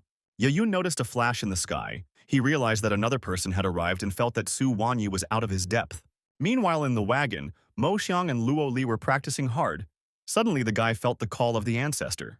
Yun was happy to enter the fight after a long time of training. Su Wanyi was losing to Zhu. The girl fell to the ground. Luo Dai ran to her excitedly. Blood was coming out of the girl's mouth. Her whole body was trembling. The men hovered over her and said that he didn't want to interfere at first because his bones were already too old. Suddenly, Lu Dai bravely stood between them. She angrily said that since his assistant couldn't win, he decided to intervene. The man looked at her with a crazed look and replied that if he took up a case, they didn't stand a chance. He shouted that her family's history would be interrupted here and now. The Chan family disciples were stunned. Hearing these evil words under the shadow of the clear blue sky, Mo Xiang appeared in front of Zhu. The man shouted who he was. The guy laughed. Su Wanyi was happy to see her brother. Yun asked her sister not to worry. After all, he had already arrived to help her. Zhu was shocked that this guy he didn't know had reached the world of Divine Bridge at such a young age. His sister was also shocked and asked him about it. Yun embarrassedly replied that the patriarch had ordered him to seclude himself and cultivate, and then out of the blue, the cultivation developed. The guy pointed at Zhu with the tip of his sword and asked how he dared to bully his sister, but now he was going to teach him a lesson. The man was sweating from the exertion. The guy started to attack and they clashed in a fight. Zhu's students started to run away. The girl ordered them to deal with the small fish. Lu Dai's father got in their way, and Su Wanyi was already rushing at them from behind. She slashed the man's shoulder and he fell senseless, while Zhu fought. Mo Xiang shouted, "How dare they kill his subordinate?" The man was distracted and the guy wounded him in the shoulder. Yun firmly told him that since he was fighting him, he should look at him. Zhu grabbed his arm, from which a river of blood began to flow. The man absolutely loved the fact that he was able to be stumped by some guy. But even worse was the fact that Yun wasn't alone. So the man decided to make a quick escape. He summoned fireworks. Mo Xiang struck, but the sword only split the air. Zhu was no longer there. The guy chased after him. Lu Dai was happy to tears that they were able to win. She thanked the girl, because if it wasn't for her, her family's history would have been interrupted today. Su Wanyi asked her to relax, but the girl was sad. Because this was one of the three great sects, her family just miraculously escaped disaster. The master stooped down to them and told Lu Dai that it was just a demon realm sect. She had nothing to fear. Su Wanyi and Lu Dai were overjoyed when they saw the master. Ye Yun along with the girls and Lu Dai's father were in the room. There was a wounded guy lying on the bed. The ancestor poured the contents of the bottle into his mouth and then used magic. The blonde girl sadly asked if her brother could be cured. The man rejoiced the girl, saying that it was still possible to save. Head Chang said that his son Chang Yizhou had been seriously injured in a clash with the Shen family 3 days ago. His meridians had been disrupted, and the doctors said that the boy could no longer be helped. The man realized that the path to cultivation was closed for his son, but as a father, he wanted Ye Yun to save his life. Suddenly, Chan heard his son's faint voice, the boy getting up from the bed to ask what was going on. His father excitedly jumped up to him and shouted that he should lie down or his wounds wouldn't heal. But the lad didn't have any wounds anymore. The man gratefully knelt down in front of the master and thanked him for saving his family. Ye Yun reached out his hand to him and replied that he shouldn't have thanked him because his ancestor, Chang Yuchun, was his comrade. It came to the man's attention that the master was over 100,000 years old. He was amazed. A bright blue pictogram shone in the sky. Ye Yun had set a seal around the Chang Manor, and now no one below the Fate World would be able to destroy it. He told the head of Chan that this was the circle of the seal and they should cherish it. The man accepted it. And also the master gave them the Chang family's physical technique because the one they had was not ideal, so it was better to use this one. Also, their family needed a Yuanyang stone to reach the Fate World. So Ye Yun set up a portal to a hidden world that only the members of the Chang family could pass through. There were Yuanyang stones inside. It should be enough for them.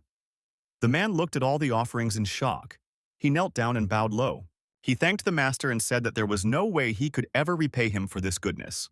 The wagon drove down the road. All the members of the Chan family bowed low to the guys. The secret world that Master Chan gave was opened once every 5 years, so the guys decided to quickly go collect as many stones as possible. The Chan family moved into uncharted territory. Bralu Day took the stone in his hands and looked at it with curiosity. This was the first time they had seen Yuanyang stones. They noticed in excitement that the mountain in front of them was one huge Yuanyang stone. Among the mountains, there were 3 people hovering over the river. They formed a triangle and were trying to catch someone. The guys formed a trap, and a red fish came out of the water. One of the sorcerers was happy that they had succeeded in catching the golden dragon-colored fish. Suddenly, something flew right into the fish. The guy stared fearfully at the water. Right on top of the fish landed Mr. Zhu. The blonde guy asked him what he was doing here. The man asked for their help because he was being chased. The guy was angry and didn't understand what kind of fool dared to go against the Demon Realm sect. Mo Shang suddenly appeared, putting his sword behind his back. He boldly approached the group of guys. The disciples started to approach him.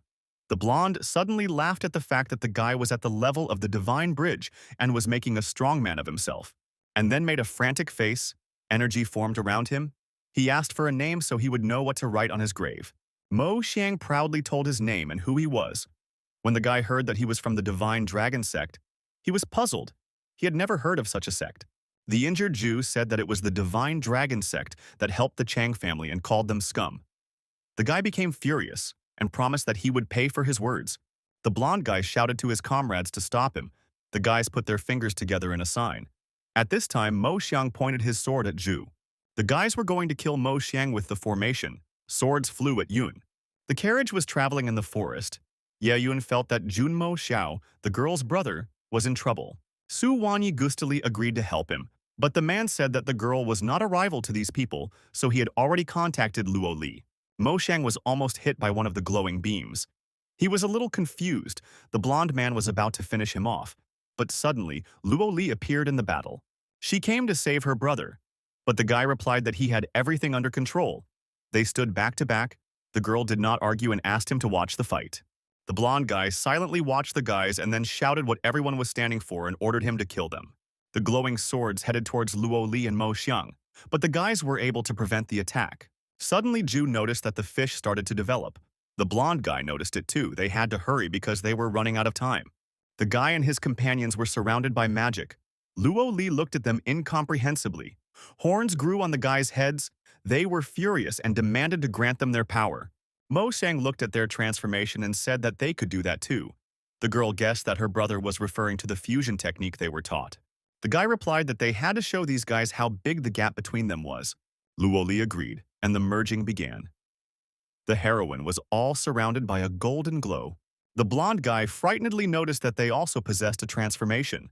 The girl's brother laughed gloatingly. Their dragon technique was very strong. Even the first level of it was already a 5-fold increase in combat power. But Luo Li, swinging her sword, warned that they had to hurry. Because the payment for this power was boiling blood, they had a tight time limit. The blonde man carried straight at the heroine. The girl swung at the guy with all her might. The blades of her sword met directly with the blonde man's frightened eyes. A bright golden light flashed brightly in the sky. The enemies below excitedly called out to their leader. Mo Xiang was rushing at them. He swung his sword and the guys wheezed, all the while standing aside and watching Zhu. He couldn't believe how this was possible. The man was scared and wanted to run away from this place quickly. But suddenly in front of him he saw a cat innocently licking its paws. Ju didn't realize how it got here, but he didn't feel any demonic connection, so he thought it was just a black cat. But the man still had an unpleasant feeling. The man raised his hands in front of him and warily began to walk past, apologizing to the cat for disturbing him. Suddenly, the cat abruptly released its claws and slashed at the man with them. A carriage was approaching the guys. Luo Li and Mo Xiang were happy that the patriarch had arrived. Su Wanya, holding Ye Yun under her arm, walked out of the carriage with him towards the guys. The master asked them not to use the transformation technique often from now on, because it was detrimental to their bodies and cultivation. The guy admitted that the technique was difficult to maintain and he was still dizzy. Cody sat on the defeated Ju and caustically told Mo Xiang that blood had nothing to do with it. He was just weak. The guy was embarrassed. Su Wanyi, laughing, told her little sister to also rest after using such a serious technique. Luo Li, awkwardly scratching the back of her head, also laughed. Ye Yun, frowning at the fish, asked Xiao He to destroy the formation. The seal did it quickly, and the fish turned into a young lad. He thanked the seal, but Xiao He said that he shouldn't be thanked because it was the Lord's order. The guy was surprised, and then Ye Yun appeared before him in all his glory. The guy hurriedly sat down on his knees in front of the master. His name was Lun Yu, and he greeted the patriarch. Luo Li angrily waved his hand and told the guy to have honor. After all, he wasn't his patriarch. But the guy glumly replied to the girl that he was from the Golden Dragon Color Fish Clan. It was an offshoot of the Dragon Clan, and he could sense the blood of a true, noble dragon in the patriarch. But the master was a human cultivator. He had the blood of ancient dragons flowing in him, but not Lun Yu's ancestors. The guy wanted to object, but he was interrupted by an ancestor. He said that Lun Yu also had dragon blood flowing in him. He didn't understand why he had only reached the 6th level of the Divine Bridge World, and asked how he ended up in such a situation. Lun Yu told him that there used to be many golden dragon-colored fish, but now there were only 20-30 people left, and they had to hide at the bottom of the river. They had to rely on the protection of the imperfect formation left by the ancient sect, and this was the only way they could avoid extinction. Master said that the Qianlin River was far away, but he had gotten here alone, so he assumed that someone from his family was injured, so the guy swam here to get the golden lotus at the bottom. Lun Yu was delighted with the master's intelligence. He said that the head of his family was seriously injured, and when he was waiting for the golden lotus to ripen, he was attacked by people from the sect. Ye Yun stepped on the water and walked to the middle. He poured the contents of the bottle into the lake. The water all lit up and a lotus floated to the surface. Luo Li watched mesmerized as their master resorted to his magic. Ye Yun handed Lun Yu the finished lotus. The guy was surprised. He had nurtured the lotus for 2 years and this man only needed a couple minutes. He was at a loss for such magic. Ye Yun seriously ordered Lun Yu to lead them to the Qianlin River, straight to his clan. There were fish swimming in the depths of the river. Xiao He sniffed the place and suspiciously said that this place was strange and unpleasant. At the bottom of the river was a dilapidated city. The guys were walking among the ruins while under a protective dome. Luo Li, looking around the city, said that these ruins have been standing since the time of the dragon carp ancestor. Suddenly, a ghost without eye sockets loomed over her. The girl frightenedly bounced away from it right into the hands of Shu Wanyi. Lun Yu asked them not to be frightened and explained that these were the residual images of ancient monks' consciousnesses. They were harmless illusions, so there was no need to be afraid of them. Mo Xiang decided to check, slipping his hand through the ghost and told his sister that there was nothing to be afraid of. Luo Li embarrassedly replied that she was not afraid. He just appeared to her out of nowhere and cold. Her sister laughed at her. Suddenly, a man with horns and pitchforks approached the boys. He was displeased that outsiders had entered their sacred lands. Lun Yu called out to him, and only when he noticed him did he visibly calm down. But he still didn't understand why his brother had brought people to them. The lad answered nothing, but only asked about the head and told him that he had obtained a colored golden lotus. His comrade was surprised. He opened a portal that should take them to the head of the clan. A man with a mermaid tail instead of legs was sitting on a bench, his eyes closed. Lun Yuya appeared. He joyfully called out to the head and said that he had obtained a lotus. Behind him stood the master. The head, when he saw Ye Yun, excitedly lowered his face to the bottom. He was the 54th ruler of the Lun Qing Dragon Lake. His disciples turned around to look at the ancestor in shock. Ye Yun himself was also surprised that the golden dragon-colored fish had already changed 50-plus generations. Lun Yu took out a box that contained a scroll. He opened it. There was an image of Ye Yun. He compared the scroll to the real man and decided that it was indeed him. The head of the Lun Qing clan lowered his head down and cried. He said that 100,000 years had passed and he didn't hope to see him again. The man asked him to get up and said that now the sect head was not him, but a completely different person. Luo Li appeared in the aisle and the master said that she was now the patriarch and he could just call him master. The girl was confused. The heroine didn't understand what was going on, and Lun Qing decided to tell everything. The ancient ancestor of their family came from the divine dragon sect 100,000 years ago. Back then, a certain person released 100-colored dragon carp into this lake.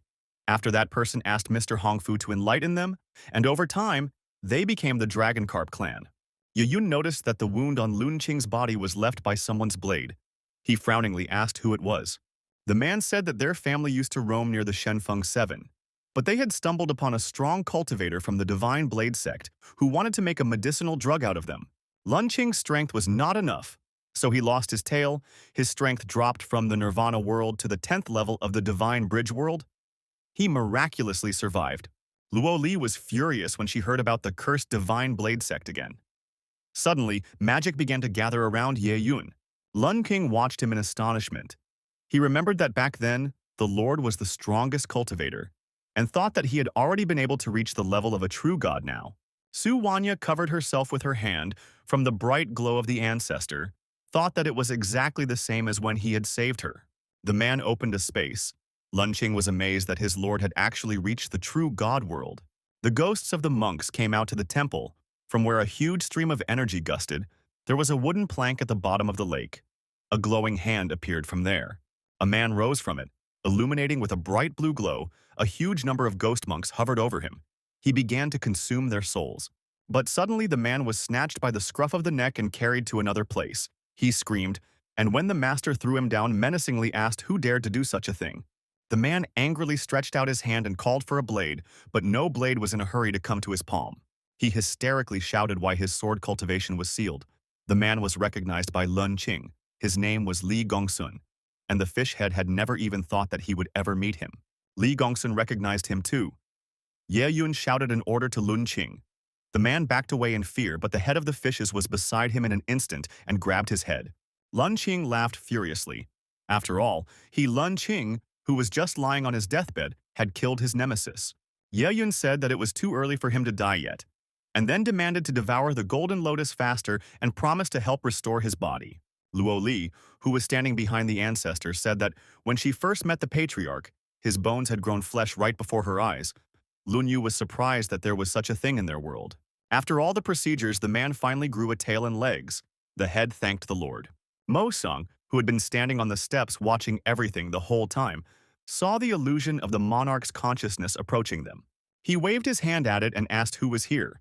The ghost rumbled and dissolved. Luo Li asked what it was. Ye Yun replied that the ancient heroic souls had awakened due to the fluctuations that were caused by his power. Lun Qing said that tens of thousands of years ago, there was an ancient sect that was called Taishuanmen. He learned about it by chance after coming across their tablet deep in the ruins. Ye Yun already roughly understood what had happened. He called everyone with him to take a look. A statue was standing, but suddenly it split open, and a human spirit burst out of it. Luo Li asked the master what it was. Ye Yun replied that it was one of the sect heads, and now he had awakened him from his sleep in the demonic statue.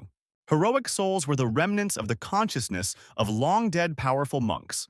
After death, they would gather the spiritual energy left around them and create a spiritual body for themselves. As a rule, everything stopped there. But some monks were strong in mind. Their heroic bodies managed to restore echoes of memory. And this very statue was one of those. It had been worshipped for years. It had gathered a lot of energy, but it was no longer worshipped. So the spirit absorbed the souls of its worshippers and became possessed. The spirit saw the guys. Their beating hearts attracted it. The monster suddenly snapped out of its seat and pounced on them. Lun Qing was shocked when he saw the soul monks and then the monster that had woken up and was now furious. The clan head wanted to rush into the battle, but he was stopped by the ancestor and told that the one was no match for him because he was only in the world of Nirvana. The master told the cat to fight because they were both at the 7th level of the Nirvana world. Xiaohui was happy to fight because he had been sitting at the same level for 100 years. The monster froze in astonishment when he saw the fierce cat being carried at him, surrounded by a bright light. But suddenly the cat's ghost turned into him, now facing the demonic cat with an extra tail from somewhere. The demonic cat attacked Xiaohei. The real kitty cat ducked fearfully. The enemy's attacks were very strong. The ghost landed. Xiaohei looked at it fearfully. Suddenly the cat heard the master's voice. He encouraged him, saying that he would only be able to evolve by defeating the enemy, so this was his best opportunity. Ye Yun helped the cat, and the cat was very moved by his act. It all shimmered with bright golden lightning and boldly decided to fight the inner demon. The demon cat started to attack again, but Xiaohei was the first to wound it with a confident strike. The ghost cried out prolongedly in pain. It was already too weak, so the demon cat finished it off. Suddenly, Xiaohei began to rapidly glow, and then he had a fourth tail. He had advanced to the second development and was very happy about it. The kitty threw himself at Ye Yun's feet and tearfully thanked him, because if it wasn't for him, he wouldn't have succeeded. The horse kicked away from the master cat's leg and ordered him not to stick to his master, but Xiaohei was not offended. He was too happy about his fourth tail. Lun Qing happened to see the horse kick the nine-tailed cat.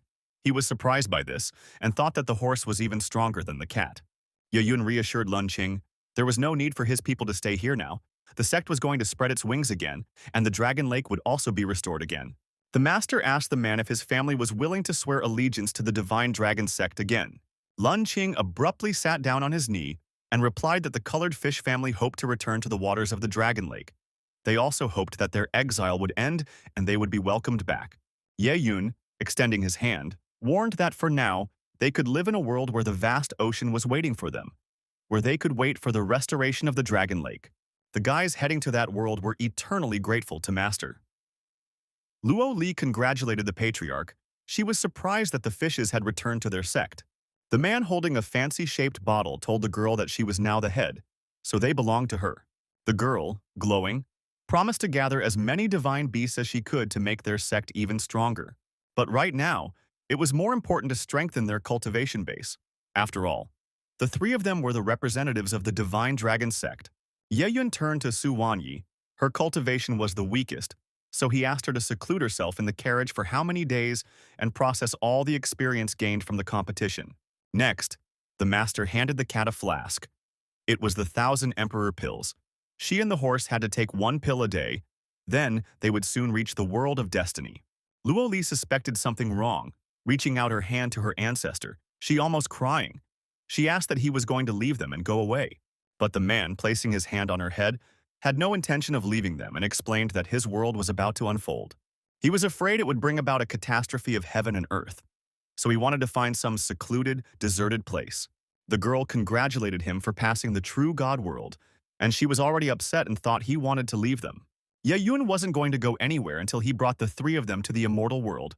The seal, importantly holding the flask in his hands, asked the horse what went after the true God world. The horse felled him again and said that he didn't need to know. Ye Yun opened a passage for himself and lastly ordered the guys to continue practicing. It was time for them to take care of it on their own. Luo Li had tears flowing from her eyes when the patriarch left them using the portal. She didn't want to part with him, even if it was for a short time. The world was filled with electrified energy. Undulating lines of magic came out of the ground, heading straight for the sky, forming black holes there. The master was at the top of the Kanan continent, looking at everything that was happening. In hundreds of thousands of years, it hadn't changed one bit. Suddenly, 2 bright dots appeared from one hole. The man turned his attention to them. One of the men sadly said that it wouldn't work. Even if the 2 of them tried, they still wouldn't be able to set foot on the Tuntian road. So there was nothing to do with their immortality worlds.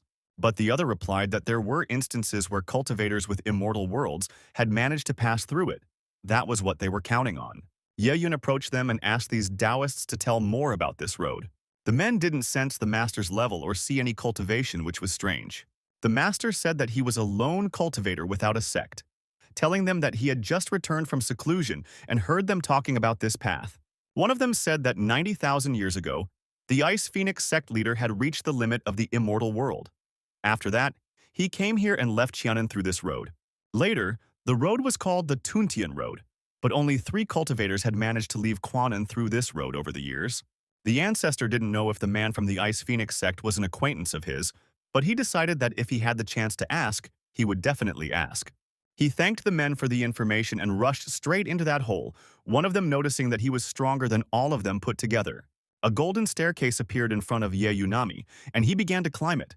It was a divine-level formation. Even for him, it was unusual. But it was too early for the ancestor to leave the Kanan continent. He didn't know what would happen to Luo Li and the others. They needed to evolve faster. Near the wagon, a brother and sister passed by. The sister shouted to her brother to hurry up because the Sword King's stone was about to open soon. Luo Li heard the conversation and came out to Mo Xiang and told him that she had heard that the Sword King's stone had opened, so she suggested that she go there too. But her brother was unsure, as the elder had only secluded herself in her room, so he was worried about how they would leave her behind. The heroine grabbed Xiao Hei by the scruff of the neck and said that the cat would look after her, and the horse would also be with them. They needed to evolve, but Yun was a bit displeased and acted wary because, after the master departed, their cultivation had returned to the level of the world of becoming a god. Luo Li flew out of the carriage and asked him what he was so afraid of. She wasn't worried about it because their strength was at the second level of the divine bridge world. Many people piled up near a large stone. They were meeting the Shaoyang sword sect. A man moved his eyebrows to the bridge of his nose and looked at the stone. He said that he would definitely understand the profound meaning of the Sword King stone. Suddenly, Xiaoyang saw Luo Li and Mo Xiang. He was angered that they lesser than him in strength dared to climb to enlightenment ahead of him. Mo Xiang reached out his hand towards the stone and said that there was a familiar aura coming from it. Suddenly, a guy approached the guys and rudely told them to get out of the way. The master of the Shaoyang sword sect was walking towards them. The girl turned to him and asked her brother if he had ever heard of this sect. The guy replied that there were 3 major sects in the Shenfeng dynasty, and there was no such sect among them. The guy from the Shaoyang sword sect, Lin Ye, didn't pay attention to this and asked them if they understood what was written on this stone. Mo Sang said in a friendly manner that they were just passing by. They were curious, so they decided to stop by to take a look. The white-haired man unpleasantly asked if it was scary for them to stand near a 10th-level cultivator of the 10th level of the god-becoming world. Mo Xiang stood confused and didn't understand why today's youths were so overconfident. Luo Li suddenly volunteered to argue with Lin Ye. He asked with interest how. The girl replied that they would see who could achieve more enlightenment in 3 days. If the guy lost, he was to become Luo Li's servant for 3 days. Lin Ye laughed out loud. He was amused that the girl had the nerve to make a bet with him. After all, he was a born genius. Luo Li provoked him whether he had the courage. The guy agreed and said that if she lost, he would take her blade. The girl angrily surrounded herself with magic. The guy did the same. Other people standing in the distance watched them with delight. The 3 of them sat on the ground and began to meditate. In his thoughts, Mo Xiang told his sister his suspicions about the stone's aura. He was sure that these writings were left by their patriarch. The red ball rose up, Xiao Hei jumped after it, he caught up with the capsule and deftly ate it. Suddenly, someone told the cat that he had a good life and the 5th tail was just around the corner. Xiao Hei, thinking it was the master, replied that it was his best decision in life to attach himself to the master. But when the seal looked up, he saw the face of a stranger. It was a horse that took on the appearance of a man. He asked, remembering that he had to protect the young sect head and the others. Xiao Hei snickered and already thought that he had to go save them, but the man told him to train and watch and decided to stretch himself. Luo Li and Mo Xiang were still sitting meditating. They were able to summon 9 sword souls at the same time. This had never happened before. Past aspiring swordsmen had not been able to create more than 6. The sword souls hovered over the guys. Those watching were ecstatic that they were able to instantly comprehend the Sword King stone. Lin Ye excitedly looked at his brother and sister, sadly thinking that he was only able to achieve 4 swords, so he didn't understand how they were able to do it. The masked man was watching them from the cliff. 1,000 years had passed, and the man didn't think he could meet a genius capable of comprehending 9 soul swords once more. It was a blessing from above, and the masked man was relieved to think that his inheritance of the Sword King stone had some worthy heirs. Suddenly, the stone began to split, and then it completely shattered and the souls of 2 people emerged from it. Suddenly, Luo Li had a 10th sword. Lin Ye was surprised. After all, there should only be 9 of them. Luo Li stood up and stretched. The sword chi left behind by the patriarch helped her advance 1 level. She now had the 3rd level of the god-becoming world. Mo Xiang had also advanced to a new level. He admitted that he didn't expect there to be a set of 9 heavenly lotus swords. He was also able to realize the set that the ancestor had left behind. The girl was able to realize the set that belonged to a strong woman who fought with a sword master. But the heroine wondered what kind of person was able to match him. The guys who had been watching before suddenly shouted at them and threatened that they wouldn't go anywhere after destroying the stone.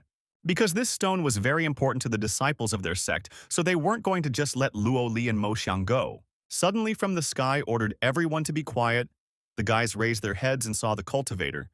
He was at the 10th level of the Fate World. A masked man descended towards Luo Li and Mo Xiang. He was the guardian of the stone. The man didn't even expect that they would be able to reach the 10th sword soul encapsulated in the stone entrusted to his sword palace.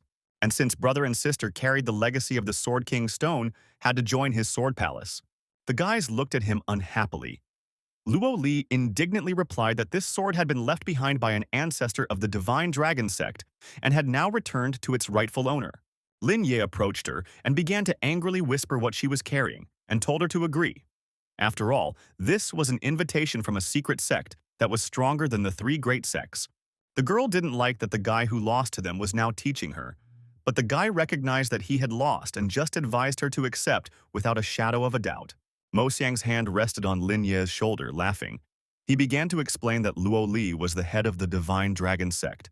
Pointing his finger at the masked man, said that their horse was stronger than this man, so they weren't going to abandon their sect for him. The masked man suddenly became angry. Everything around him shimmered. Since the guys didn't agree to join him, decided to take away everything they had learned. Lin Ye was agitated that Luo Li and Mo Xiang had angered him. Now they would have a hard time. But the girl didn't mind trying out the sword techniques they had just learned. The technique involved using two swords, so the brother and sister were not afraid of anyone. The unknown masked man launched streams of energy at them, but his attack was prevented by Ye Yun, who appeared just in time. He grabbed his sparks of magic and squeezed it in his hand. The man asked if he knew Liu Yi. The man confusedly asked how he knew his ancestor's name. The master told him to forget, and not to guard so jealously the traces of the battle that once took place here. The man recognized the ancestor and called him by name. Luo Li was furious about this, for no one dared to call their master by name. The girl rushed at him and almost injured him, but the man dodged in time. The master himself said that it didn't matter, because the legacy they left behind had found its successor. So the story was over. But Ye Yun was going to punish him for raising his hand against their students. With his magic, the stones rose up. The master himself rose above the ground and sentenced the masked man to be imprisoned here for 500 years. The man obediently knelt down and thanked his master. Suddenly, a girl with the same glow as the master appeared out of nowhere. A man appeared from behind the rocks. He watched them and said that the master had punished him specially like this, because 500 years would be enough for him to cross the boundary of the destiny world. The incarnation of the master was here, and the man could no longer be wrong, so he decided to prepare in advance. And he was curious about what the little sect head would do. Luo Li was curious. This was the first time she had seen the ancestor behave like this and assumed that the woman was very close to him, so she decided to ask next time. Lin Ye was about to run away under the noise, but the girl stopped him. The guy, seeing that they were disciples of strong people, apologized for being helpful to them. The heroine said that she heard that there was a strange beast nearby. She did not need a servant, but since he lost the bet, she asked Lin Ye to take them to the beast as payback. The guy immediately realized that she was talking about Lei Zi. The girl said that, on the way here, she and her brother heard people talking about him, so they wanted to see it. Lin Ye said that it was a strange beast that the three great sects wanted to get. They hired many people to defeat him. Therefore, he warned that he had to be careful with it, but the girl didn't care about that. Lin Ye looked at her glumly and thought that it was true. After all, the girl had declined the cultivator's invitation and was the head of the mysterious sect, and also inherited 10 sword souls from the ancient head of her sect. The guy noticed that Luo Li was proud of herself, so the three sects didn't embarrass her. Lin Ye decided that if she wanted to find trouble, so be it, and he was going to make a sneaky escape.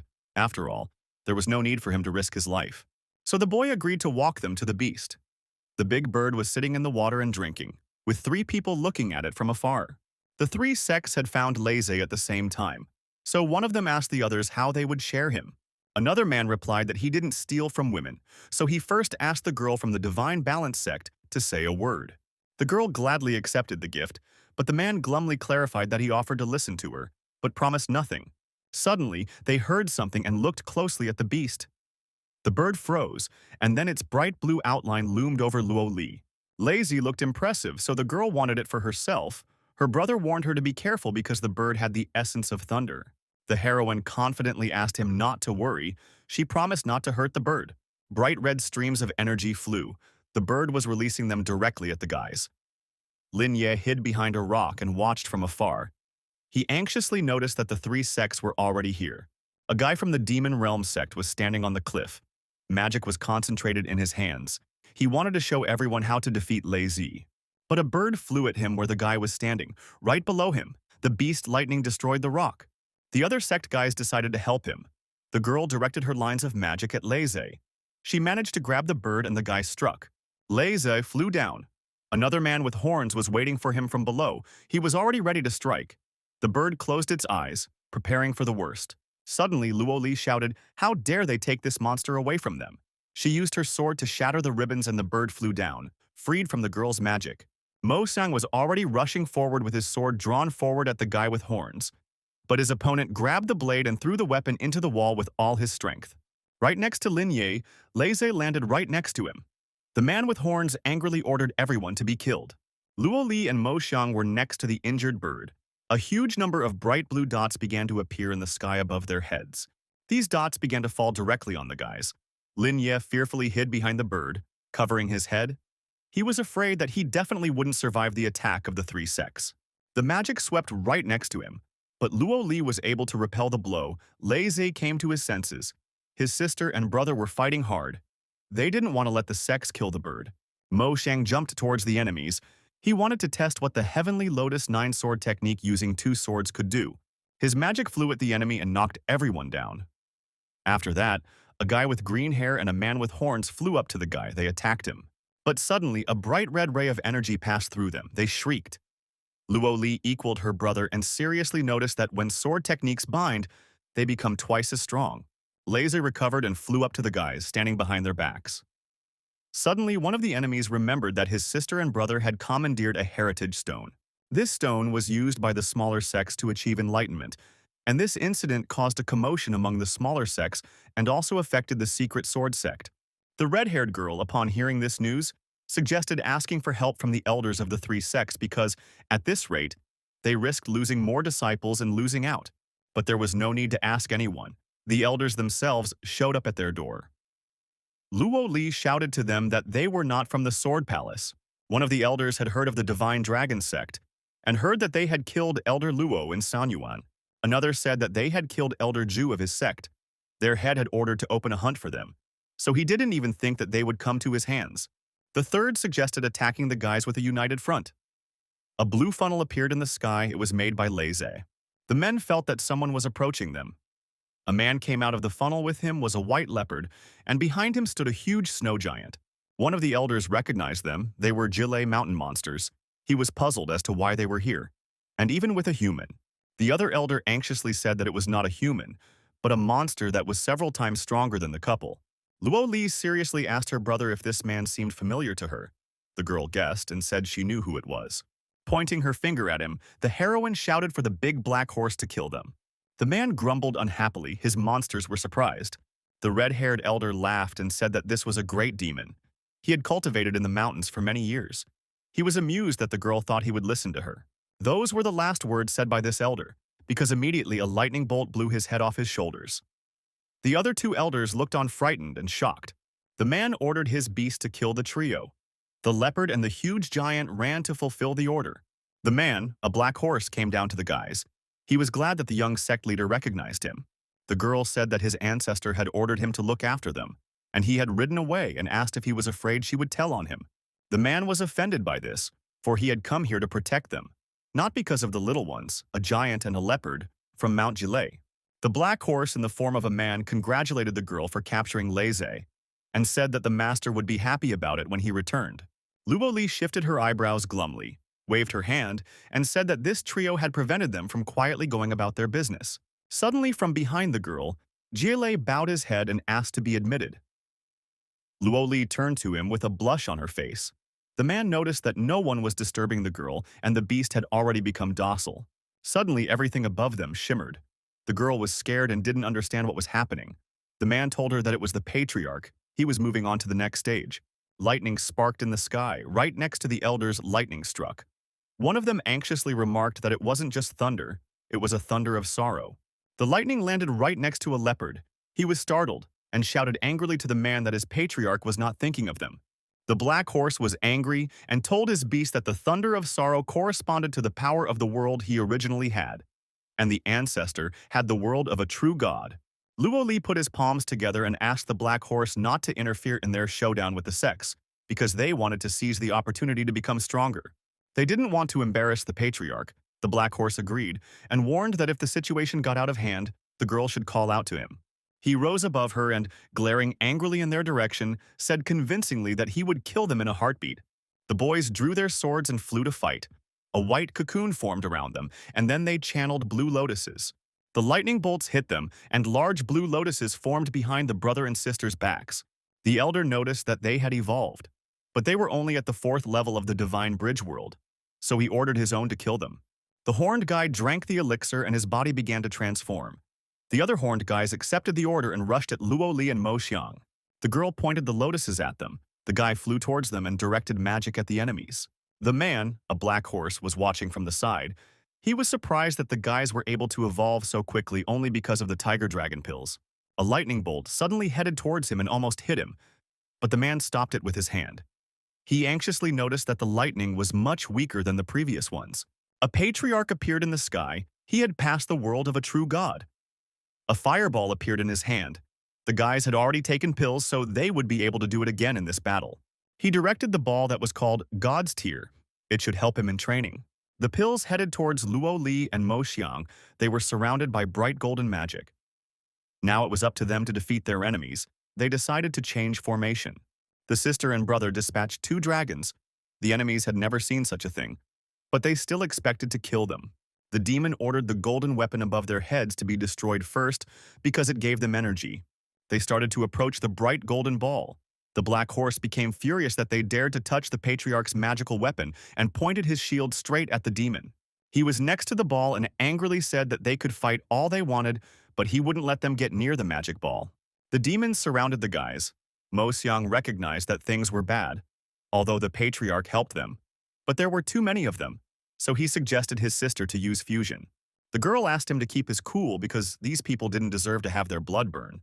They needed to hold out a little longer because the energy transferred by the patriarch would allow them to level up even more. One incense stick later, and Luo Li and Mo Xiang evolved some more. One of the elders was astonished to see that the guys had advanced to the 5th level of the divine bridge world. Holding his hand, the elder ordered them to retreat because they were being helped by someone very strong, and they shouldn't lose disciples. They needed a plan. So all the enemies started to retreat and take the wounded guys. The man, the black horse, lowered himself into the water and said that if Luo Li hadn't stopped him, he would have slaughtered them with his bare hands. The brother and sister also lowered themselves to the ground. They knew he could have helped, but thanked him for not interfering. Suddenly, leaves swooped down on them. The man turned around and saw Ye Yun. They all greeted him. The master called out to them all. There were beasts standing behind the guys. The man put out his palm. Suddenly, a powerful lightning bolt from the sky pierced all the animals. The guys were shocked. The master explained to them that the outsider should not have known that he had reached the world of the true god. The animals didn't die, but stood and looked at them questioningly. The guys made a promise to keep everything a secret. The man said that they would be able to dilute the bloodline of ancient dragons. Suddenly, Ye Yun pulled the cat and Su Wanyi. The cat immediately threw itself at the man's feet. It missed him. The horse in the form of a man was not happy. Su Wanyi embarrassedly greeted the patriarch. The man said to the girl that the thunder pool was suitable for cultivation, so he asked her to stay here to pass the world. Su Wanyi agreed and sat in the lotus posture, meditating. Suddenly, the cat sensed something. A bright red dot appeared in the sky. The horse turned around and told the ancestor that they had guests. An old man with silver eyes and an old man with golden eyes were rushing towards them. They looked like elves and goblins. They were approaching the Thunder Mountains because deep within the mountains was a pool where the forces of destruction and the forces of life intersected. It was very good for cultivation. But the old man noticed that there were already 3 strong monsters here, so he asked them to be careful, and they hovered in the air. The first old man introduced himself. They were the saints of the Ji-Lei Mountains. The horseman introduced his ancestor to the monsters. They greeted him, then pointed at Luo Li, and the monsters also greeted her. Next pointed to the cat, and angrily said that the strangers scared his comrade. Lazy asked that they could help him let off steam. But the man stopped the bird, then turned to the master and said that the kitten had become like his own, so he wanted to help him. Ye-yun saw that the gray-haired man was just bored, so he allowed him to have fun. The man was overjoyed. He grabbed the cat by the scruff of the neck, and they took to the sky together with the bird. The master suggested Luo Li and Mo Xiang to watch them. He would hide his aura and presence, so he asked them to be careful. The cat incomprehensibly asked the man why he restricted his cultivation to the 9th level of the Nirvana world. He flicked a flick at the Blackie and explained that these guys only had the Fate world, and if he fought seriously, it would be boring. The kitty tearfully complained to the horse that they had almost killed him that time, so he asked for revenge for him. When they flew closer, the strangers introduced themselves. They were from Wan Longling, Tianxing dynasty. They said that they had come to visit the Thunder Pool. The man got bored with their chatter. He put the cat forward and asked if they remembered him. One of them exclaimed excitedly that it was a disgrace to the Nine-Tailed clan, for 1,000 years had passed and he had not reached the world of destiny. The cat became furious and said that his fellow 10th level Nirvana world, he promised that he would wipe the floor with them. The man with silver eyes laughed at the cat. The horseman prepared to attack. The enemy was the first to rush at him. The male horse repelled his attack and threw a lightning bolt at him. The men with silver and golden eyes decided to attack together. But the horse grabbed one man's leg and sent him upwards. The enemy collided with a rock and there was an explosion. They thought he was a black stone demon because his body was too strong. But they were still confident that they would deal with him. Circles of magic appeared between their palms. The horse, seeing what they were doing, shamed them that the demons of the Fate world can't win, so they resort to artifacts. The horse, blushing, decided to take the matter seriously. Luo Li, Mo Xiang, and Ye Yun watched from the clouds. The girl was puzzled that the horse would continue like this. The master said that the man was looking for an equal enemy. The horseman himself took out his artifact. He held it out in front of him and asked if they could pierce through his shield. The old men were furious. They directed their magic in the form of rings at the horse. The cat immediately recognized this magic. It was a technique of conjuring poisonous mist and stunning gaze. It was the reason why he almost died. The man deflected the attack with his shield. The old man was angry that his student's technique didn't work. The second old man had lightning flashing from his eyes and a shield formed in front of him. The cat warned that things were bad. All the monsters from the mountain were under hypnosis. Xiaohei himself twirled his tails. Luo Li recognized that the golden-eyed old man's technique was stronger than the silver-eyed man's technique. The man used his shield to prevent the attack, and after inhaling the poisonous mist, the old men were shocked that he had done this, and he was nothing. The horse inhaled the mist and fairly wiped his mouth. The old men, seeing this, decided to run away. The man threw his artifact at them. The shield caught up with them and engulfed the old men, then returned again to the master. The cat asked the horse what would happen to the snakes. The horse turned the shield towards Xiaohei and asked what he wanted to do with them. The artifact had one silver snake and the other gold. The kitty, covered in a red glow, was eager to take revenge on his enemies. But folding his paws in a friendly manner, he said that the man had the last word. The sword-wielding horse threw its shield directly towards the cat and told it to take revenge. Xiaohei happily released his claws and jumped at the artifact.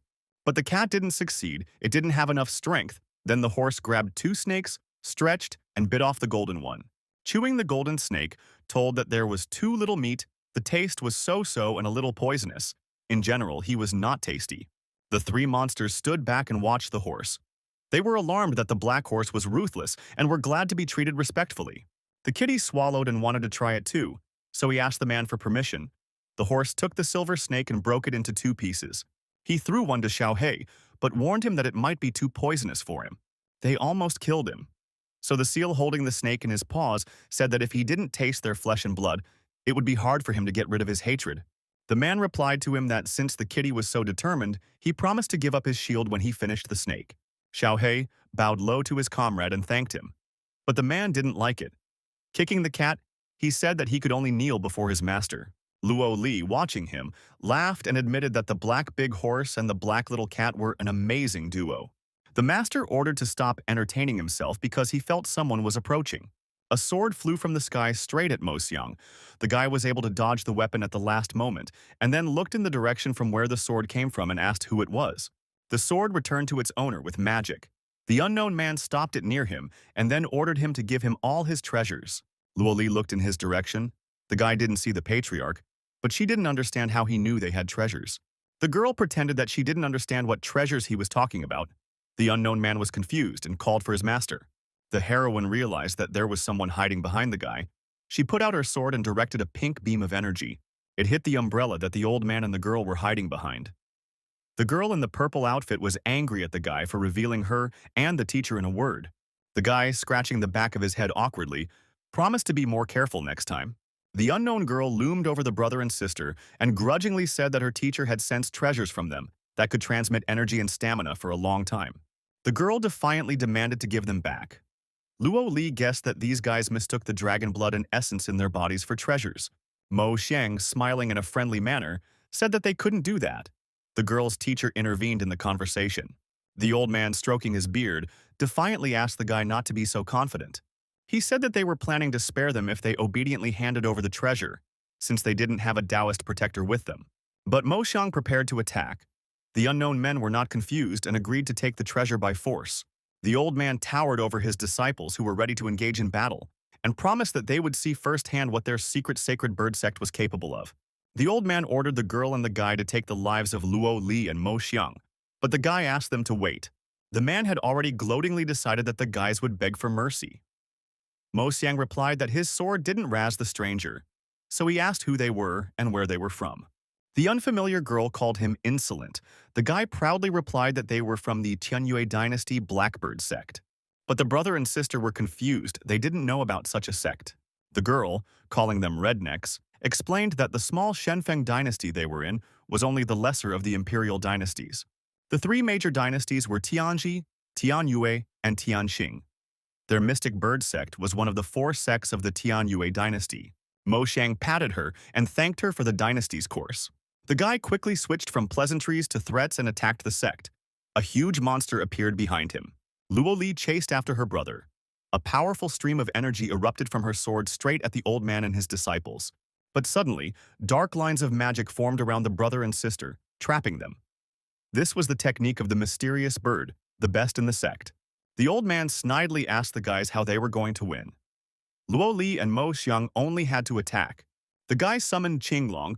A blue dragon came to their aid. It attacked the black bird that had trapped them. The guy and the girl attacked the sister and brother once more. Mo Xiang called out to the girl to follow the dragon. But Luo Li angrily replied that their worlds were higher than them. The blue dragon opened its mouth and swallowed the black bird. Magic burst out of it. Curved lines of lightning struck directly at the girl and the guy. The power of the energy made them fly away. The girl from the bird sect shouted menacingly to the guy that they would apply the mysterious yin-yang bird. A black bird and a white bird appeared in the sky in front of the dragon and formed a yin-yang bird. A blue lightning sparkling ball formed in the sky. The girl and the guy painfully landed on the ground in front of Luo Li and Mo Xiang. The sect girl's mouth was bleeding. She told her brother that they had lost. Mo Xiang approached her and told her that if he was not touched, he would not touch anyone either. But he would kill the attackers on the spot. Luo Li's brother swung his sword and shouted that the one who comes with a sword will be killed by the sword. He wanted to kill the girl, but suddenly he was prevented by an old man. He threw the sword away from his disciple with his hand. Mo Xiang was displeased by this, but the old man said that he had already won, called them puppets, and suggested that their teacher must be somewhere nearby. So the old man of the sect ordered them to call the master to teach him good manners. Luo Li smugly asked if he could handle their teacher. The old man became furious and wanted to attack the girl, but he was stopped by Ye Yun. He threw energy at him, and the old man looked at his hands and thought in horror why his strength had dropped from the 10th Fate world to the 10th level of the Nirvana world. The old man ran at the master in a frenzy, but Ye Yun directed more energy at him. The man stopped and shouted angrily that he had been robbed of his cultivation base. His disciples stared at him in astonishment. Ye Yun said that he had deprived him of his cultivation but kept him alive, so ordered him to hide from his sight. But the old man was stubborn. He wasn't going to leave, angrily accusing the master of depriving him of his cultivation and preventing him from killing 2 talentless people. Ye Yun was fed up with this. He directed energy at him. The man groaned, and all that was left of him was a green ring. Mo Xiang grabbed it and said that he would take it with him. He clenched it in his fist and decided that it was already possible to disperse. But the guy and girl didn't want to leave and confidently said that they would fight. They flew upwards in the form of birds, forming a yin and yang. Mo Xiang, wary of them, told his sister that they had had enough of living. They launched 2 blue dragons at them, and the guy and girl fell unconscious. Mo Xiang looked at the guys with regret. for they didn't even think that they would die here. Luo Li replied to him that if their patriarch hadn't helped them by turning the old man into an ordinary mortal, they would be lying on the ground. The guy told his sister that he had examined the ring with his divine knowledge. There was a fate-level sealed item in the ring. He asked his sister to clean the ring. He wanted her to open it when they reached the world of destiny. He was sure there would be something good there. Suddenly, the girl noticed Ye Yun coming down to them. She decided to ask him if he had ever heard of the mystic bird sect. The man said that out of all the sects, this one was one of the smaller sects. He didn't think that not only would their descendants not recognize the dragon sect sword technique, but they would also call themselves a holy sect. The guy was amazed that the ancestor remembered this sect and admitted that he wouldn't be surprised if the master still remembered some ancient, small sects. But Ye Yun admitted that he remembered this sect because it was the sect that had often sent him women back in the day. By this he was extremely impressed. Mo Xiang blushed all red. Luo Li was gloomy. The sect thought that Ye Yun was a ladies' man, so they sent women, but he didn't care about that and sent them back. Now the master was embarrassed that his brother and sister had misunderstood him. Suddenly the ancestor was called by the horse and his companions. They were avenging the cat. All the business was done and Ye Yun decided that it was okay to leave already. The girl approached the man with the cat in his arms and said that they had to use dragons in battle and he never showed up. The horse explained that it was necessary to temper them. He couldn't intervene without permission, but was able to instantly fly in when the fight was over to help. Luo Li laughed and turned her attention to the cat. It was lying in the man's arms looking painful, so the girl asked what was wrong with the cat. The man told her that Xiao He had eaten a poisonous snake. The guys were shocked. Luo Li offered her cleansing pill. But the horse seriously said that the kitty could handle this poison on its own. Xiao He had eaten half of the snake with the Fate World, so he was digesting it now? The girl turned to the patriarch, but he agreed with the horse. Since there was a thunder pool here, it should help the guys with cultivation. The master threw a blue capsule at the guys. The capsule hit the head and went inside. The ancestor said they should refine their blood in dragon essence. The guys obeyed. Cat, Luo Li, and Mo Xiang sat in the lotus posture and enhanced their cultivation. 3 days later, Xiao He joyfully burst out of the glow. He was able to reach the Fate World and was happy about it. The cat was carried straight into the golden energy stream, but the thunderstorm was very strong and the cat couldn't handle it. He was electrocuted. Xiao He landed painfully on the ground. He was completely exhausted. The 6th wave of the thunderstorm was several times stronger, so the cat thought that he would be finished. But Ye Yun came to his rescue in time. The lightning was still striking near Xiao He. The cat was lying down scared, covering himself with his paws. The master angrily chased the thunderstorm away, and it evaporated. The cat thanked him for his help. The man told the cat that his thunderstorm disaster was not complete, his physical body was not strong enough, so he decided to create a suitable thunderstorm for him himself. From his hand, he threw a bright golden lightning bolt at the cat. Xiao He was enveloped by the bright glow. He accepted it and confidently stood on all paws. The horse in the guise of a man sat with his monsters. The giant was amazed that the master had manually filled the cat's body with thunder tribulation. The leopard was shocked as well. This was the first time he had seen such a thing. The man mockingly assumed that the kitty was about to crack up and start crying. That's exactly what happened. Xiao He tearfully thanked the master. The master told him not to cry but to better strengthen his world. The cat agreed and jumped into the water. The horse blushed, came up and asked for the same lightning bolt, for he was sure that Ye Yun was capable of giving out a discharge 100 times stronger than the one the cat got. Ye Yun didn't refuse and pointed the lightning bolt at the horse. The man accepted it and sat in the lotus posture, meditating. Suddenly, the bird noticed that the golden thunder from the man was growing. All the animals decided to accept it too to evolve. Ye Yun rose above them and watched. Their breakthrough was just around the corner. After a few days, everyone woke up with increased levels. Suddenly, they heard a voice asking where the 2 saints of Mount Jilei were. The voice said that it was waiting for them at the Shenfeng dynasty's main gate. The giant and the leopard were stunned. The horse turned to his beasts and asked them to greet the guest, for they knew how to do that. The giant immediately agreed. The leopard assumed that it was people from the sects coming to take revenge, but he felt that there was no one stronger than the Nirvana world among them, and they were able to reach the Fate Worlds with Ye Yun's help. This was how they hoped to repay the Lord for his kindness. Luo Li ordered the 3 of them to go, and they had to rest and gain strength before traveling. The bird, the leopard, and the giant flew upwards. There was a whole army waiting for them in the sky. The giant asked the man why they had brought so many people from the 3 great sects here. The guy replied that they were looking for those responsible for killing the disciples of their sects.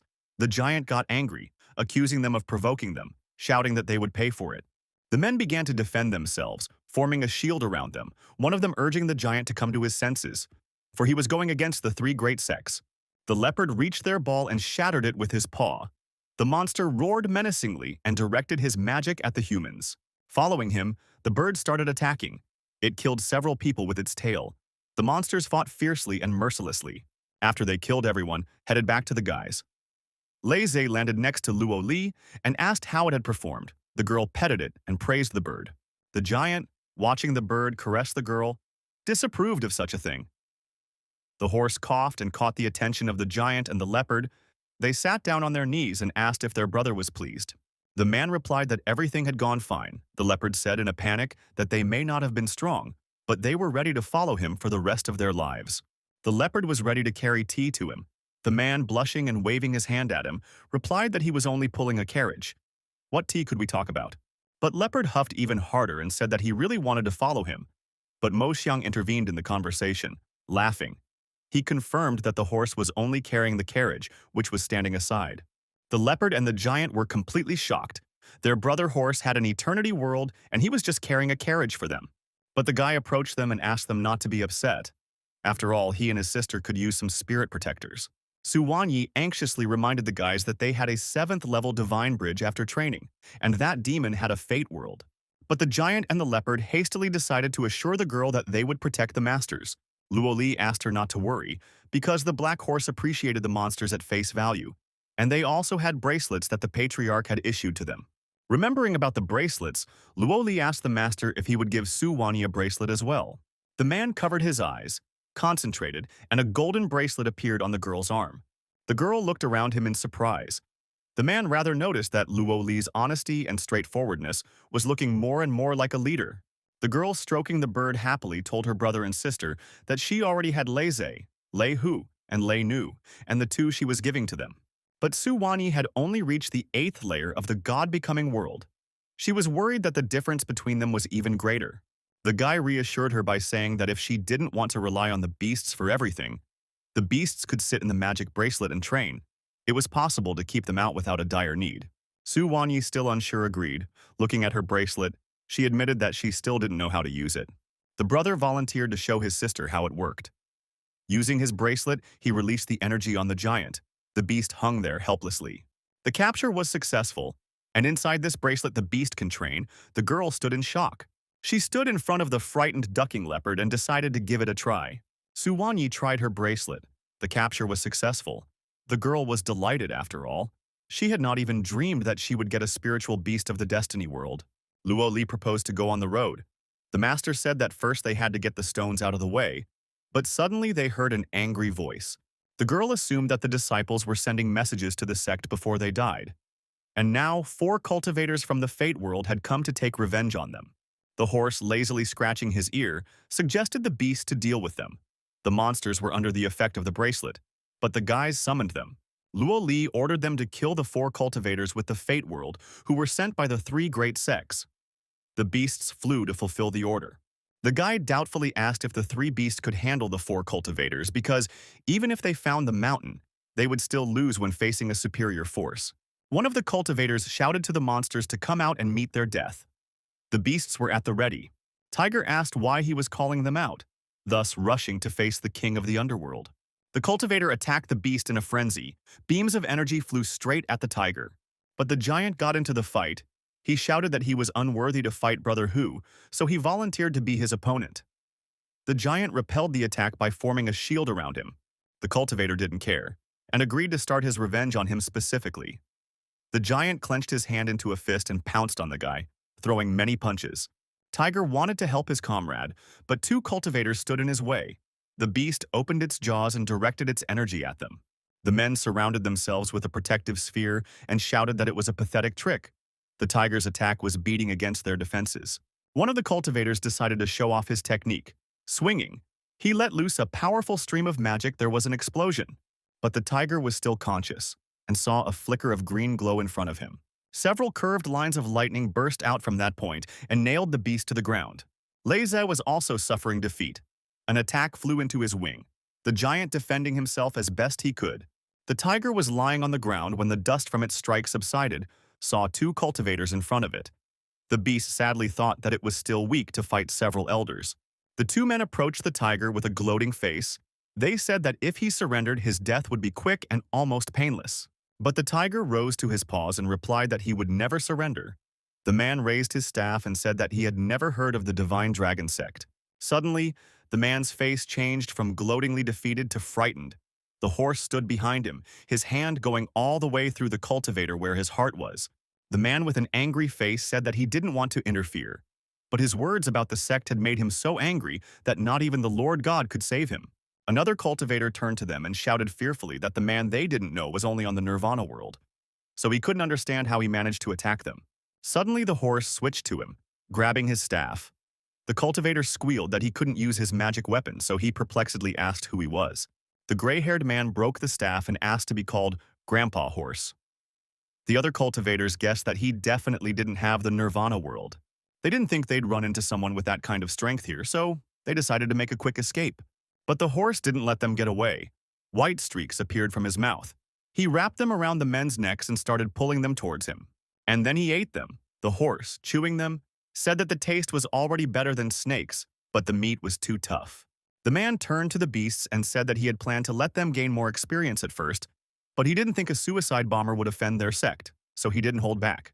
But the beasts were still too weak, so they might die without his help. The monsters knelt down in front of him and thanked him. The man grabbed one of the cultivators by the scruff of the neck and told them that they didn't need to bow before him like that, then ordered them to return, and he planned to take the cultivator to the master. The beasts, as they watched the figure of the horseman moving farther and farther away, were delighted with him. The man arrived at Ye Yun's place and showed the cultivator. The guy anxiously asked what they wanted from him. Luo Li shouted at him that he was not allowed to open his mouth and asked if he realized that they had gone against the dragon sect. The cultivator was completely shocked that they really were from the divine dragon sect. The horse angrily ordered him not to pretend like he really didn't know about the sect. The master put his palm forward from where the magic began to shoot out and grudgingly said that he would first see if there was anything useful in the guy's head. A beam of magic went straight into the cultivator's forehead, and a disgruntled voice was heard asking who was the head of the dragon sect that had raised a hand against the gods. When the master looked everything over, the guy was confused that this man had seen everything. The horseman slapped him on the back. The horseman turned to the ancestor and suggested to visit the Shenheng sect. But Ye Yun shook his head negatively, because even the top elders of this sect knew very little about the persecution of their sect, and assumed that the sect head was a pawn. But the ancestor wondered who had planned all this 100,000 years in advance and completely suppressed the divine dragon sect. Mosang was surprised that there was something the patriarch didn't know. But Luo Li pounced on her brother menacingly and started shouting that the master was allowing them to evolve to resurrect the sect. The boy crouched down, covering his head in fear. He admitted that he didn't have the wisdom and intelligence to think things through and look this far. The horse noticed that the girl had become wise, so their sect revival was not far off. But the master was frowning. Ye Yun had another reason besides the one El Li gave. He had spent 100,000 years alone, so he needed to make up for lost time. The life tokens that were left behind by the elders cracked. In the Shenheng sect, there were 5 people gathered in a meeting. One of them informed the others that he had told someone higher up the news. These people decided to wait it out and see what would happen next. The rest of the sect members were not happy about it. Suddenly, a man appeared to them and said that someone had come through the gate in the mountains. The guys were scared that it might have been the beasts of Mount Zeli, but the panting man said that it was not beasts, but humans. In this sect without elders, there was one man who had reached the middle of the fate world. This man was confident that he could handle it.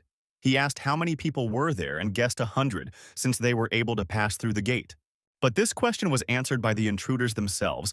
Luo Li, Mo Xiang, and Su Wanyi appeared before them. All the men drew their swords and pounced on the boys. Luo Li asked her brother and sister to be careful because there were a whole bunch of enemies. The brother confidently replied that nothing would happen to him, and asked Sister Su to be careful because there were more than 100 people with the Divine Bridge world here. The girl obeyed her brother and promised that she would try her best. After all, this test was given to them by the patriarch. But suddenly the girl was attacked. Luo Li had already worriedly called out to her, but Su Wanyi used her bracelet and summoned a tiger.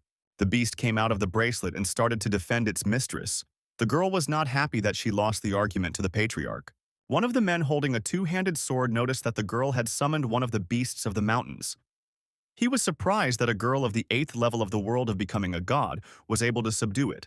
Another opponent jumped out, pointing his finger at the guys, shouting to everyone that they were the ones who killed their brothers in the thunder pool, and they were also involved in the death of the elder. The men all swooped down to avenge their own. But Luo Li and Mo Xiang unleashed their blue dragon on them. The men bounced back. All the guys were shocked. The chief grudgingly asked his subordinates what happened. One of the injured men said that his level suddenly dropped to the first level of nirvana. But the man saw that his man was still at level 5 and decided that the trio had some kind of magical weapon. It meant nothing to him anyway.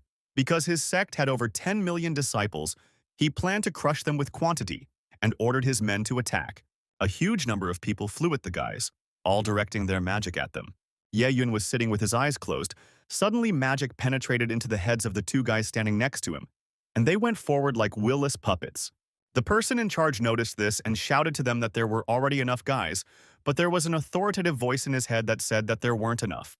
Because there couldn't be enough people for the trial, Ye Yun finished reading this main man's memories, so he ordered to go to the others. The man obeyed. The horse and carriage stood on the clouds. They watched the battle. The horse still couldn't believe that the master would agree to an argument with the sect head. The gist of the argument was this. As long as none of the boys accidentally summoned a conquered beast, the patriarch would not intervene. But the master still took pity on them and helped them in advance.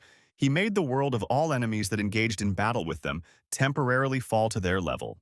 But Ye Yun said that Shenheng sect's people were still too weak, so he didn't even want to look at it and flew upwards. He approached the tower. In the Shenheng sect, Patriarch's mind was this inheritance tower, so the Patriarch hoped to find something useful there. The man stepped on the road and started to approach the tower. Suddenly a blindfolded man came out to him. He pounced on the intruder. But the master quickly turned the man into dust without any movement. But the ancestor was dissatisfied that his heaven-dissecting eye had not yet reached a perfect form. Ye Yin wanted to reach the world of exaltation above the 1,000 illusions, but to reach it, he had to pass the true God world completely. He was also attacked on the first floor. The master also quickly dealt with it. The same thing happened again on the second floor, so he reached the 9th floor. Upon reaching it, the ancestor found nothing interesting. The guards of this tower seemed too boring or cautious. In front of him was an artifact surrounded by a green glow. There were 9 seals, but they didn't stop the man. He took the box. Opening it, Ye Yun was surprised to see manuscripts that only eternity-level sects were capable of creating. Heaven-level sects were unable to do such a thing. The purpose of the Shenheng, Shenfeng, and Henshin sect was to follow the divine dragon sect and keep it at bay, to watch over it for thousands of years until 300 generations had passed in the sect. After that, the head of the Shengen sect could use the Jade token to enter the secret world of Tianyue. When the head would bring the Jade token to the heavenly laurel tree, he would receive an unimaginable reward. Ye Yun was interested in this. He had been striving for immortality for 100 years and was now willing to play with them. He decided that once they had dealt with the Shenheng sect, then they would need to set a course for the Tianyue dynasty. The man flew out of the tower and stopped among the clouds to watch the boys battle. They stood back to back, surrounded by opponents. They had used everything the patriarch had given them. They had slaughtered at least half of the sect, but had never leveled up. But Luo Li cried out that the higher the world, the harder it was to level up. But she felt that their sister Su was already close. Su Wanyi herself also felt that way, but the enemies were stronger. Mo Xiang assumed that it was a gift from the patriarch and launched an attack on the enemies. The girls flew upwards, surrounded by their magic, and Su Wanyi suddenly felt that she had increased her level. She had reached the 9th level of the God-becoming world. Su Wanyi was so happy with her promotion that she didn't notice anything around her. Suddenly, her sister and brother alerted that there was someone behind the girl. A man was bearing down on her, but something fast black saved the girl. A black cat came to Su's rescue. The cat was very confident, but suddenly he was struck by lightning. Xiao He frightenedly called a horse for help. The horse came to him and said that his master's protection would be enough. Su Wanyi laughed at them. Ye Yun stood aside. Suddenly he felt someone approaching them. 2 people on a red bird were rushing towards their fellow Shenheng sects. The 2 brothers had come to help the Shenheng sect. But they thought that Shenheng was attacked by the Demon Realm sect, but suddenly one of them looked closely and said that they were some cultivators. They were also surprised that the sect leader was fighting with his subordinates. But the redhead noticed that the trio's peace wasn't high, but didn't understand how they were holding back the attacks of 10,000 disciples. The other brother noticed the corpses, so he warned his brother that there was something wrong here. The sect cultivators were exhausted but fought as if they were being controlled by something. The redhead assumed that the trio were pawns backed by the Demon Realm clan, and they had joined the fight. Luoli spotted the two and informed everyone that reinforcements had arrived. Mo Xiang was confused, after all. They might not be able to cope with such opponents. Magic flew at them, but the guys were surrounded by a lotus-shaped sect. Luo Li happily spotted a horse in the sky. Luckily, they had a male horse that could deal with them, and they could continue fighting the sect. The man started to approach the two brothers while they were confused as to why their sword energy was missing. The horse had already landed on the bird to them, yawning, listening to their conversations, but then he called out to them. The boys panicked and wanted to run away. One of the brothers turned to the horse and started talking about peace with the demon clan. But the man didn't understand what he was talking about and promised that the Shenheng sect was over. The horseman came to avenge his mistress, and lightning bolts burst out of his eyes and exploded. The only thing left of the brothers were the rings. The man decided to give them to the cat. He threw them to Xiao Hei, and the cat happily took them quickly. The horse appeared at the carriage where Ye Yun was sitting and reported that he had gotten rid of the lowlifes. To the master, they were weaklings from the Tianheng sect, so he suggested that the horse check on them on his way to the Tianyue dynasty. The forefather sat and meditated. He still had time before Luo Li and Mo Xiang reached the next level. Watching the guys was boring to him, so he decided to improve himself. 3 hours later, the guys were still surrounded by enemies and were unable to increase their levels. At this rate, they could outbid the entire sect. The sister asked her brother to keep his cool. A golden shield suddenly appeared below them. A dragon appeared from it. Mo Xiang shouted happily that it was finally accomplished. They raised their levels. Su Wanyi congratulated her brother and sister. The guys had defeated the Shenheng sect. Their revenge had been accomplished.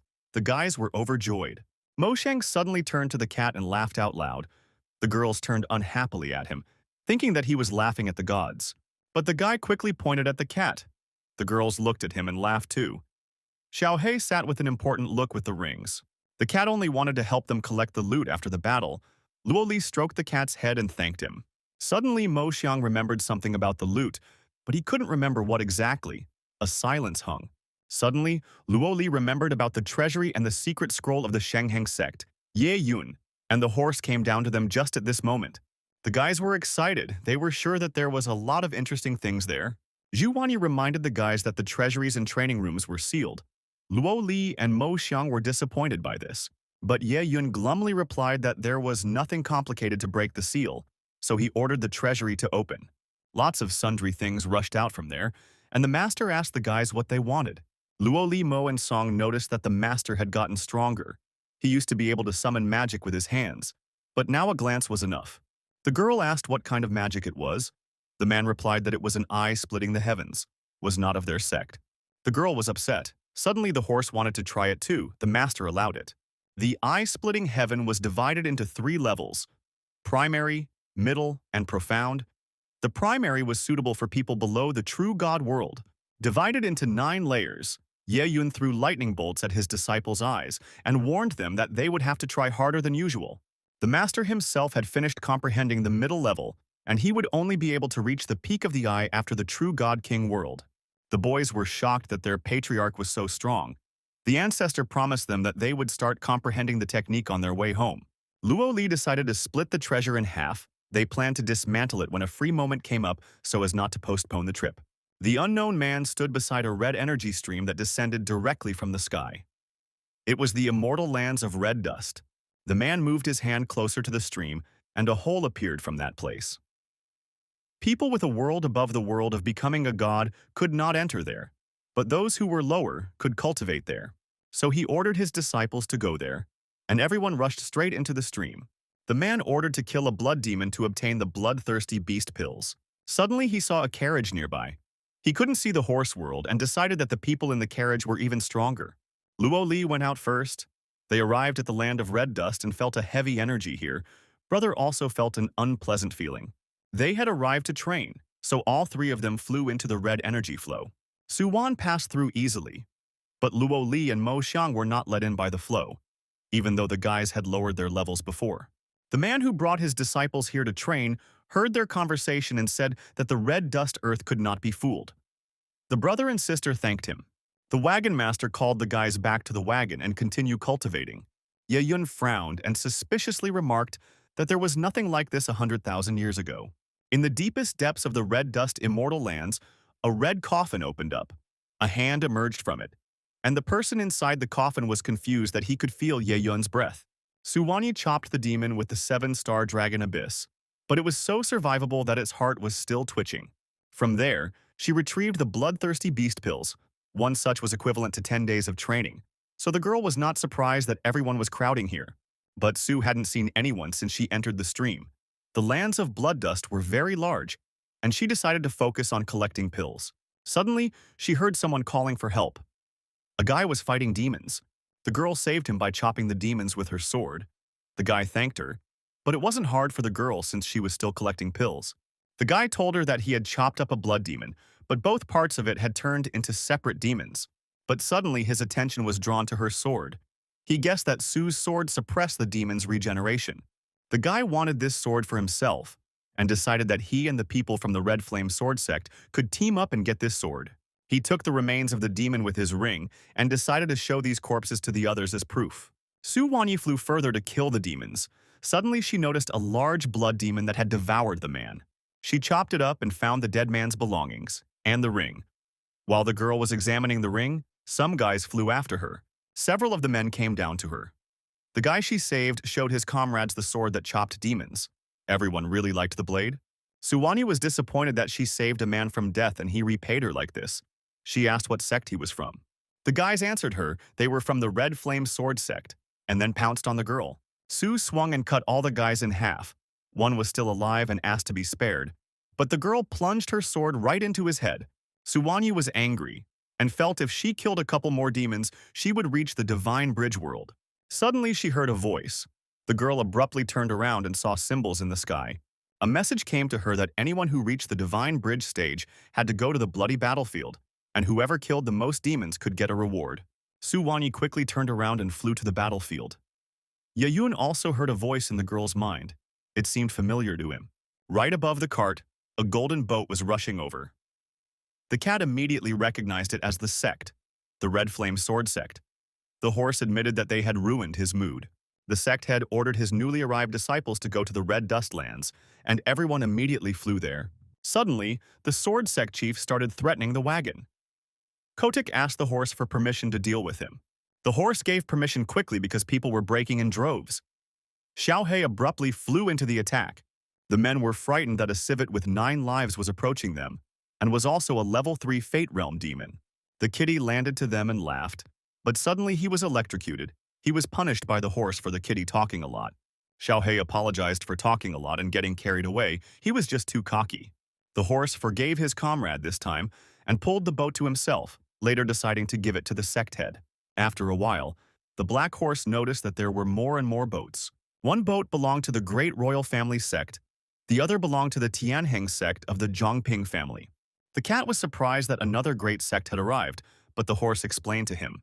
The sects were divided into 5 categories: ordinary, great, heavenly, and eternal. Each category was divided into 4 levels: lowest, middle, highest, and highest. The people got out of the boats, and the cat was disappointed that an ordinary old man was leading a squad in the realm of life and death. After all, he thought the team would be stronger. Suddenly, golden rays began to appear from all directions. It was another great sect that had arrived. Suddenly, the head old man flew straight at them. The horse ordered the cat to deal with him. As Xiaohei flew, he excitedly felt that the fight would be unequal, but his master would be watching and he must not let him down. As he got closer, Xiaohei ordered the man not to come any closer. The old man was unhappy that a little demon with a small level got in his way. But the cat was angry, putting up a shield in front of him, promising that if the man took a single step, he would not spare him. The men were interested in his item. They all flew to steal the artifact from the cat. The old man guessed their plan.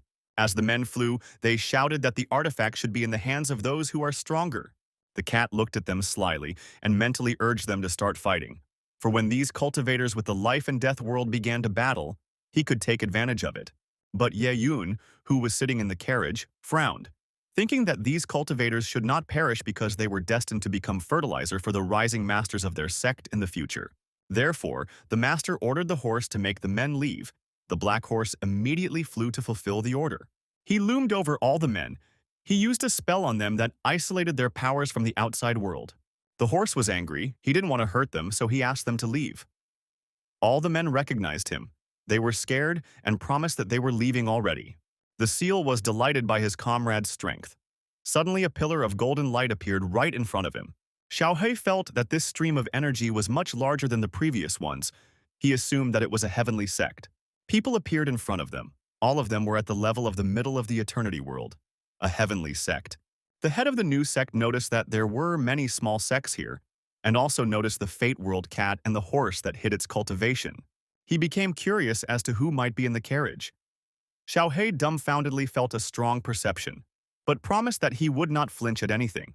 Suddenly, the cat glanced at those people. One of them noticed his gaze and saw something in it that could affect the mind.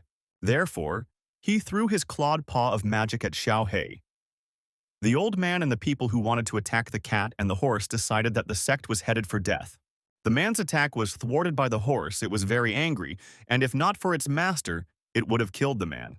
The man who attacked was frightened by the power of the horse that he was the power of eternity, but he didn't realize what he was doing here. The enemy backed up when the black horse came at him. But the horse, sporting a friendly smile, asked the man why he was raring to fight and promised that when the girl from his sect returned from the world of red dust, they would leave. The man haughtily replied that since that was the case, the horse could ride away and wait there. The cat stood up for his friend. He didn't like the way the man was talking to his brother. But the man was self-confident because he was from the heavenly sect. Suddenly the horse went wild. He was all exuding magic. But the master ordered him to calm down. Ye Yun got out of the carriage and approached them, recognizing that this man's insolence surprised him as well. All the gathered men were shocked that there was someone else in the wagon. The master wanted to ask the sect head why his disciple was so rude. A powerful electric stream of energy erupted from Ye Yun's palm, and several people fell to the ground from it. The old man grabbed his head and unhappily shouted where they were and why here. They really wanted to know who had brought them here. In the sky, everyone noticed a wizard with a huge amount of lightning sparking around him. Ye Yun was looming menacingly above them. The ancestor waved his hand and everyone was pierced with pain. The master voiced his dissatisfaction that the heavenly sect disciples lacked wisdom or cultivation and asked the chief how to deal with him. The elder bowed low before Ye Yun and promised that his disciple would spend the rest of his life in Zongman's cell. But the master decided to send him straight to the underworld himself. He threw lightning at the guy, the disciple screamed, but the ancestor did not listen to him and sent him to hell. When it was over, everyone turned to look in shock. Ye Yun angrily ordered everyone to go back to where they came from. With his magic, he sent the head of the heavenly sect back and erased the other people's memories. But another celestial sect was approaching them because the red dustlands were attracting a lot of attention.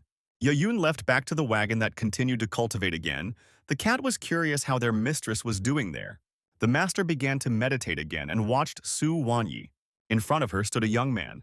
He was from the celestial sect and assured that they never cheat people, so he asked the girl to tell him how much her sword was worth. The girl, surrounded by a pink flow of magic, answered him that it wasn't for sale, but promised to think about it if he defeated her. She rushed at them. The other guy nervously asked how she learned to wield her sword like that. But Su Wanyi replied to everything saying that if they defeated her, she would show everything. The two dragons, one blue and the other pink, clashed. The guy was a heavenly sect disciple, but he was furious that he couldn't defeat the girl. Su noticed that the enemy had decided to fight hard, so without the dragon technique, it would be difficult for her to win. Suddenly, a powerful dragon appeared behind the girl. The guy was shocked. Su Wanyi's energy flow went through the enemy. The girl killed it and happily noticed that she had become stronger. She had now reached the divine bridge world. Suddenly, she was teleported. She immediately guessed that she was in a bloody battlefield. She looked at the battle and saw a large number of blood demons. The girl decided to continue collecting pills and getting stronger. She rushed to the battlefield to help the guys who were fighting the demons. Su mercilessly cut everyone in half. The guys thanked her and thought she was from the heavenly sect. Su Wanyi was killing more and more demons and suddenly felt that there was something wrong with this blood mist. She suddenly noticed that the people around her had a bright red glow from their eyes. The girl was confused by this situation and decided to leave. Su flew upwards. The men stood in confusion. They suddenly had a strong desire to kill the girl. But the sect disciples were even glad that she had left. The girl flew farther and farther away from that place. All this happened after the demon exploded. Suddenly, in her head, she heard someone's voice again. Just in front of her, a building appeared. The girl decided that the owner of the voice was there. The unknown girl in red was disappointed that the strongest master, the incomparable genius, could die. She rose from the wooden bed and used magic to transport herself to the place where the red, bloody vapor was coming from. A man greeted the mistress. The girl asked him how the second stage was going. The servant said that everything was going according to plan. Many cultivators had reached the divine bridge. She approached the bloody place and breathed in its vapors, but finding nothing, she tiredly walked out of it. The man was agitated and said that perhaps the person she was looking for was no longer alive. The girl abruptly turned around and slapped him. The man apologized, kneeling down. An image of Su Wanyi appeared in front of the lady. The girl heard her voice.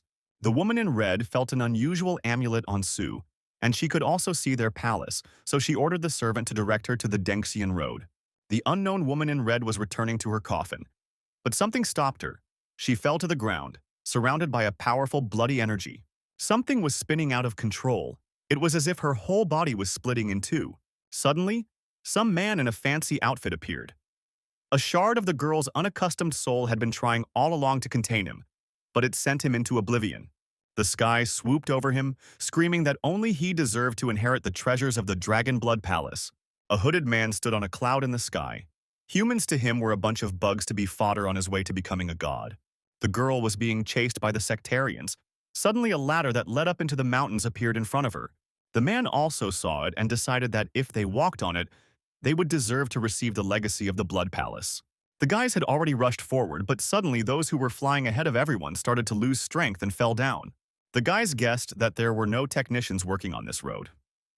Su Wanyi thought that the road was testing physical strength, but she had dragon blood flowing in her, so she didn't want to lose to anyone. The guys, seeing that the girl was also walking, haughtily told her that she should go back because Su's small peace level. Su Wanyi got angry and quickly stomped down the stairs, rushing past the guys at the speed of light. The guys were surprised that her techniques were working. One of the guys bounced away fearfully when the girl ran past him. Su Wanyi was very serious, and although she had a little bit of dragon blood in her body, it was enough for her to surpass the others. Near the end of the road, the girl noticed an obelisk. She walked closer to it and read the inscription. Ye Yun, who was watching her, saw the inscription, and the handwriting seemed familiar to him. His old friend had a similar one. But the master didn't believe it. After so many years, there shouldn't be any dust left of the familiar. Su Wanyi touched the inscription and suddenly tears flowed from her eyes. The girl did not realize what was happening to her. The woman in red was lying in her bed. She could sense the dragon blood in the girl and hoped that she could gain her heritage. The man in her woke up and demanded control back to him. But the girl wasn't going to give it back and said he couldn't get rid of her obsession, so asked him to give up already. But the man in her won, completely materialized and got out of bed, rudely asking if the girl was too stupid to rely on this technique. The unknown was not happy about it. The man looked up at the sky and felt the dragon's blood. He wanted to get the girl's body because then the woman in red would no longer be able to restrain him. The girl was caught up with two guys. They all walked out to where the tower was placed in a small form. One of the guys reached for it and already wanted to take it for himself. But suddenly, an image of a man came out of the tower. He was the head of the Blood Superiority Palace, and now he needed to test how strong their primal spirit was. The guy who stretched out his arms volunteered to be the first. The head with his magic penetrated his head. The guy screamed in pain. The girl got worried. The man let the dead guy go to the ground and said he was too weak. Then the second guy volunteered next, turning to Su Wanyi, smugly told her to leave because the legacy would go to him. But suddenly a man's red magic entered his eyes and he cried out in pain. Through the pain, he guessed that it was not a test. But before the guy could name what it was, he was torn apart. Su Wanyi decided that she needed to run. The red strands of the chief's energy reached out to her. He ordered her not to resist and asked her to obediently accept her fate. He caught up with the girl, wrapped magic around her neck, penetrated her eyes. Su Wanyi mentally fought back against the man. The chief wrinkled his face in pain and asked who she was. But it turned out that the patriarch had linked their fate lines to protect Su. An angry master appeared in front of the insolent man. But the man was not confused. He pulled the tower to him and gloatingly reminded Ye Yun that he had taken the body of a person from his sect, so he asked him to stay out of the way and wait for prosperity. The ancestor felt that this power was the world of a true god. Such a thing was rare. The man was a little surprised that the man could identify his world and offered to give up the girl's body. But Ye Yun knew that he was talking to a residual soul, and he felt a little sorry but shamed him for wanting to take the girl's body. The man got angry and attacked the wizard. Magic beams flew straight at him, but the ancestor put up a protective circle. The head, seeing that Ye Yun could defend himself from his artifact's attacks, decided that the ancestor also had an artifact. The man wanted to get his artifact. He attacked with even more force, but he failed. The world head was then very surprised that he was able to repel his attack and suggested that Ye Yun had a world above the true god world.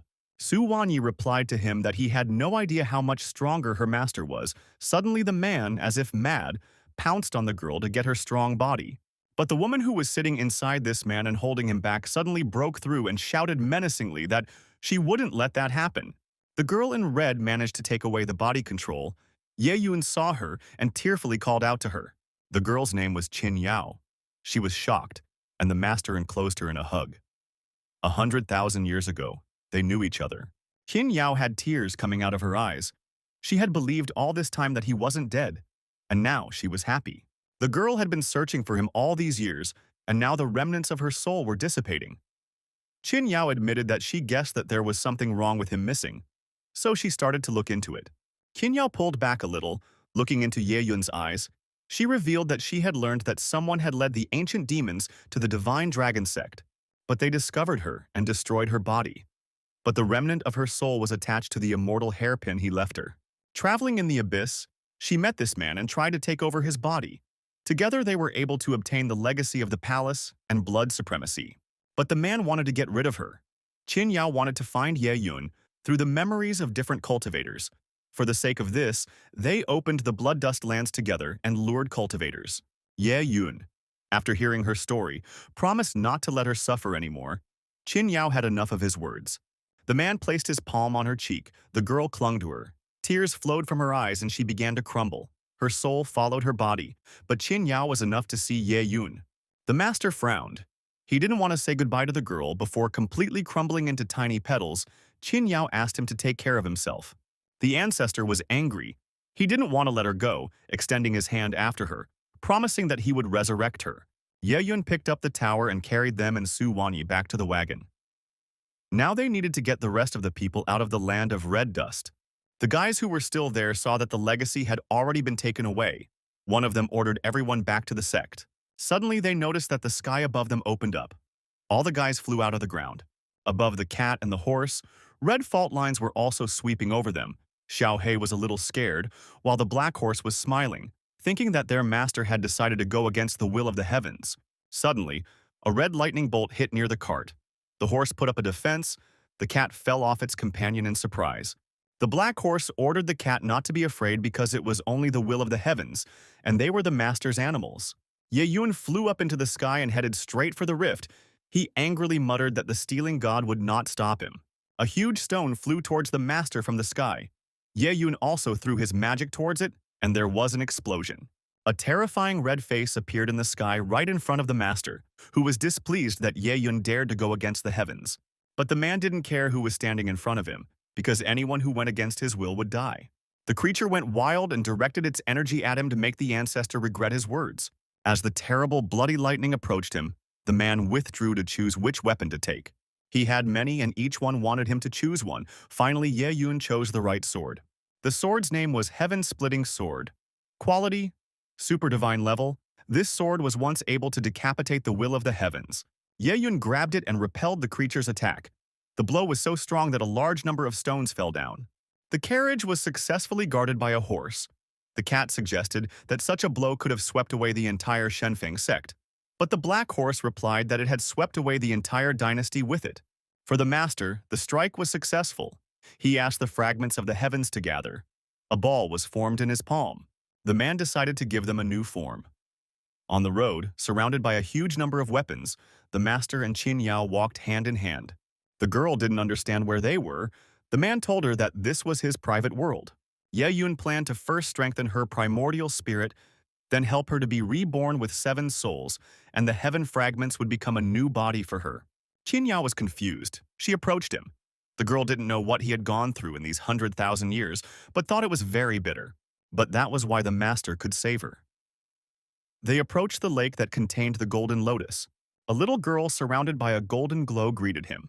She asked what kind of girl had appeared with him. The man replied that it was his consort, so he asked the girl to take good care of her and help her soul to be reborn. The girl approached Qin Yao. The girl stroked her head and said that the incarnation of Lei Qi was cute. Ye Yun used magic to attract a log to him. This tree was creating a soul, and as long as Qin Yao was here, the thunder pool would be able to strengthen the soul. The man came closer and promised that when she developed her cultivation, he would come back for her. Lei Qi happily grabbed the log, Ye Yun watching her. He didn't know when exactly Qin Yao would be able to recreate the soul, but he still had plenty of time. And this time would be enough time for him to find the assassins who were behind the destruction of the divine dragon sect. The man returned to the real world. Everything had already dispelled and it was daytime. He called out to Su Wanyi, who was in the carriage. To the girl, he ordered her to return to the pagoda and use the pills, then start aiming for the same cultivation level as her comrades. The big black horse was to take the carriage to the Tianqing dynasty, and he himself promised to return later. Ye Yun disappeared into the sky. A tower with large spikes appeared in front of him. He was in the primordial demonic abyss. The master recalled his consort's words about Zunman being attacked by ancient trolls after his death. The ancient trolls lived for an unimaginably long time. The master decided to go to the depths of the primordial demon abyss to find clues. Powerful arms and legs reached for Ye Yun. Noticing them, the man decided to speed up. The girl spotted him, pointing her finger in that direction. She told her companions that she saw someone fly by, but they didn't believe her. In front of the abyss stood Ye Yun. A bloody hand with long claws clawed to climb out, and a demon appeared in front of the master. The terrifying monster sensed the dragon blood and immediately attacked Ye Yun, but the man aimed a large number of swords at it. They all struck the demon and it fell on its back. The troll died. The ancestor approached him and began to read his memories. In them, he saw the demon fighting the divine dragon sect. Suddenly, he heard someone's voice and turned sharply toward him. A girl with a Guqin musical instrument appeared in front of him. Her name was Nangong Yu, but he couldn't believe that it was her. The girl, just like Qin Yao, was very close to him. The heavenly demon Guqin she used was given to her by Ye Yun. The girl's cultivation was too low, so he was afraid that she wouldn't be able to defend herself. He believed that Nangong Yu wouldn't do such a thing, so he figured there was some kind of trick. Suddenly, the troll woke up.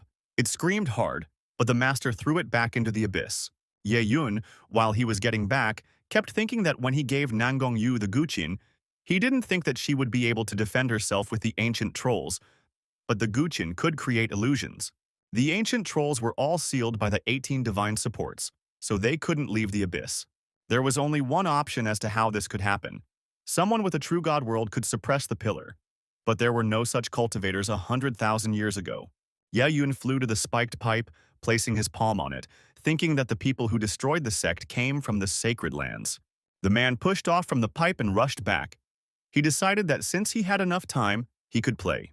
The boys had been attacked by trolls and were now screaming and begging the girl to leave them here so that the ancestors' teachings would live on. When the guy, having fended off the troll attack with his last strength, yelled for her to run away, the girl turned around and ran away with tears in her eyes.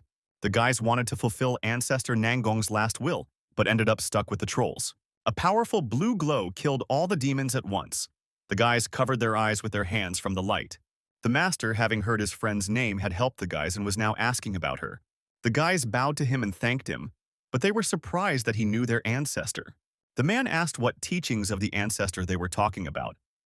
One of them replied that Nangong Yu, their ancestor, had founded a sect 100,000 years ago. Another said that after a major war, her spirit became unstable. She was unable to wake up until she died. After that, the girl threw her artifact, a heavenly demon Guqin, into the abyss and left instructions for her sect on how to bring her back. This Guqin contained her last letter. The sister returned to them, and the boys joyfully told her that they were fortunate enough to meet someone who knew Ancestor Nangong. Ye Yun, towering over them, told them that the heavenly demon's Guqin was not in the abyss. The girl thanked the master. The master concluded that Nangong was also just a puppet. Ye Yun heard a sound. A battle with the king of gods awaited him. The horse and cat were worried that the ancestor didn't come back for a long time. Immediately, a powerful glow appeared from the sky. The horse and cat were happy to see the master. The horse informed the master that they had reached the lands of the Tianqing dynasty, so they asked where they would go next. Yayun found out about the fake divine dragon sect, and since he was busy because he would be developing the younger ones too, he instructed the horse and cat to deal with this sect. The guys didn't waste any time and immediately went to fulfill the order. They caught sight of two guys who were practicing. They liked to deal with low-level sects because if you were strong enough, you could do whatever you wanted with them. The horse smiled ominously and took on the guise of a human, a young guy, and also lowered his level. The cat didn't understand such a change. But the horse explained that it would be easier for these people to handle a person of similar age and strength level. The black horse suddenly came out to them, came down in front of them, and asked who was ready to fight him. After all the talking, they proceeded to fight. The horse, while fending off his attacks, couldn't feel the spirit of the dragon's power in him, so he assumed they were cheaters. The guy started threatening that if this happened again, he would use his sects technique. The black horse, hearing this, was surprised. The guy got into a pose and started conjuring his technique. A dragon came out of his sword, but it was very weak. But the guy was satisfied with his technique. The black horse just remained silent. The sectarian threw a punch, but the horse dodged. The black horse pretended to be scared and ran away from him. He and the cat huddled in the bushes and watched the guy from the divine dragon sect. The cat felt that the technique had something similar to their real one, but it was different. The horse was bothered by even this slight resemblance, so he suggested that the cat follow the guy all the way to the sect. The guy plucked some flour and walked happily back to his sect. On its entrance, it was written that it was the divine dragon sect. The horse grabbed the cat's head and flew upwards. He sensed a cultivator with the fate world and wanted to look at him. They arrived at this cultivator. The old man fearfully asked who they were. The horse affected his mind with a look.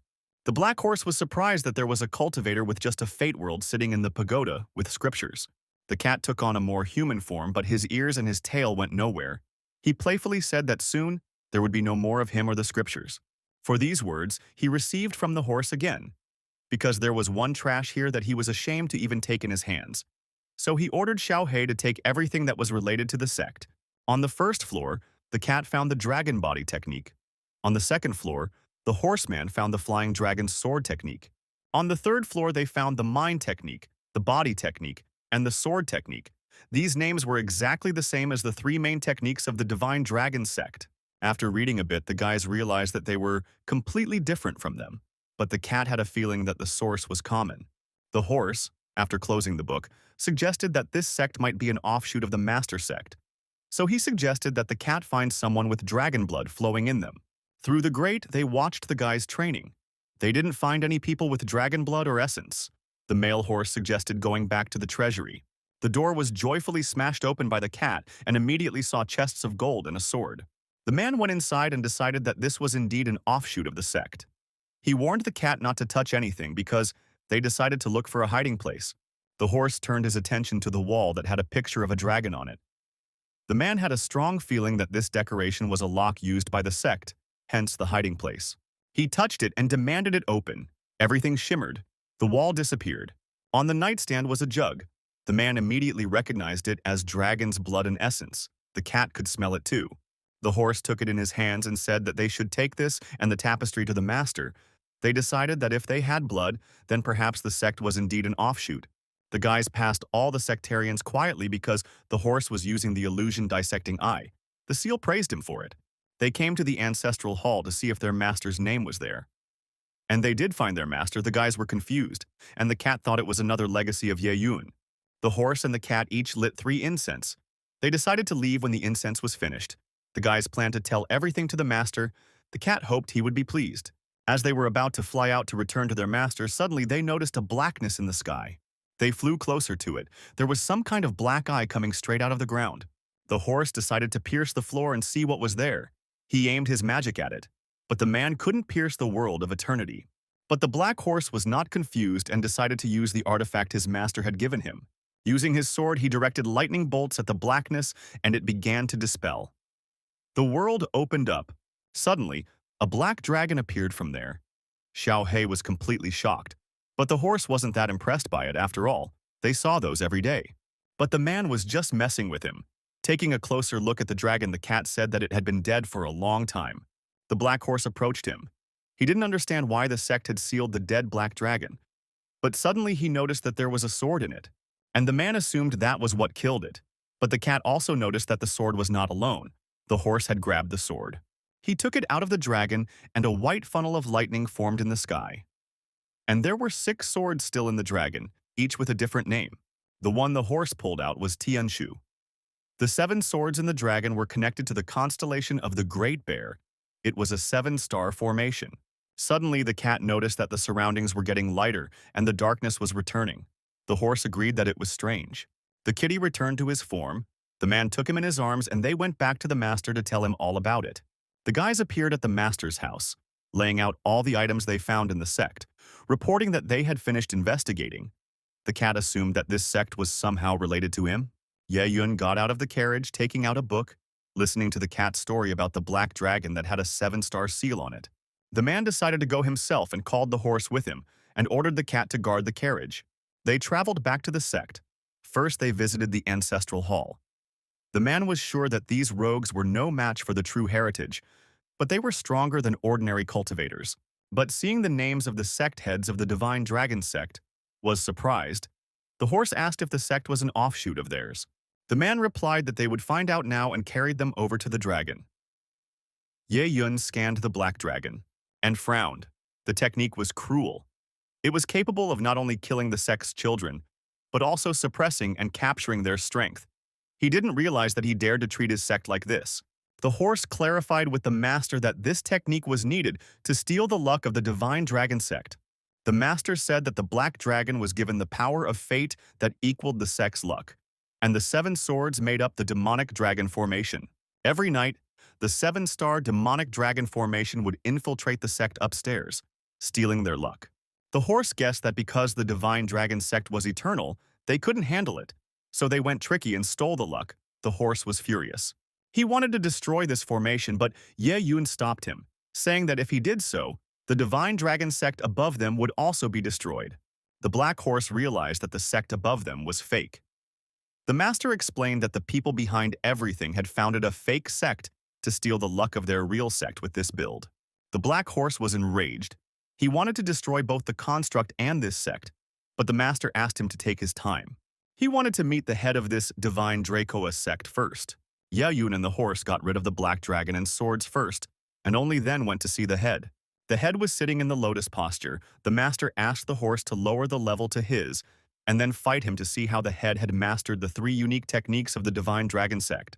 The man did everything as the master asked, and then landed right in front of the sect head. The old man asked in bewilderment who he was. The horse lied that he was curious about the sect's 3 techniques. The head of the fake sect felt that the person in front of him had a level just below his, but he didn't feel how he had gotten to him. But he didn't feel angry either. The old man immediately warned that the man couldn't defeat him. The man asked why he felt that way. Then the old man told him that tens of thousands of years ago, the sect was already great, and the sect head, Ye Yun, was a born genius. Ye Yun, upon hearing this, smiled contentedly. The sect head smugly said that he had an eternal level sect's legacy in his hands, so he wouldn't be able to defeat him. The horse got tired of talking and went on the attack. The old man drew his sword and a golden dragon appeared behind him. The head kept saying that the man was no match for him.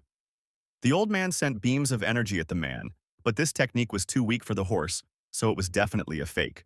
The horse's fist slammed right into the sword of the fake sect head. The master, who was watching at the side, saw that it was a pitiful semblance, not even a quality imitation. Suddenly, he intervened in the fight and ended it. The ancestor applied the eye technique, and the entire fake sect was vaporized. The horse was delighted and praised the master. The man angrily replied to him that this sect was stealing the luck of the real sect, so they deserved it. The entire sect Ye Yun destroyed. The black horse asked if the master had collected everything. But the master had not collected everything. There were martial arts left behind by their predecessors in their memories. The man released the blue beetles. He decided to leave them here so that if the person behind it all sent people, they would know about it.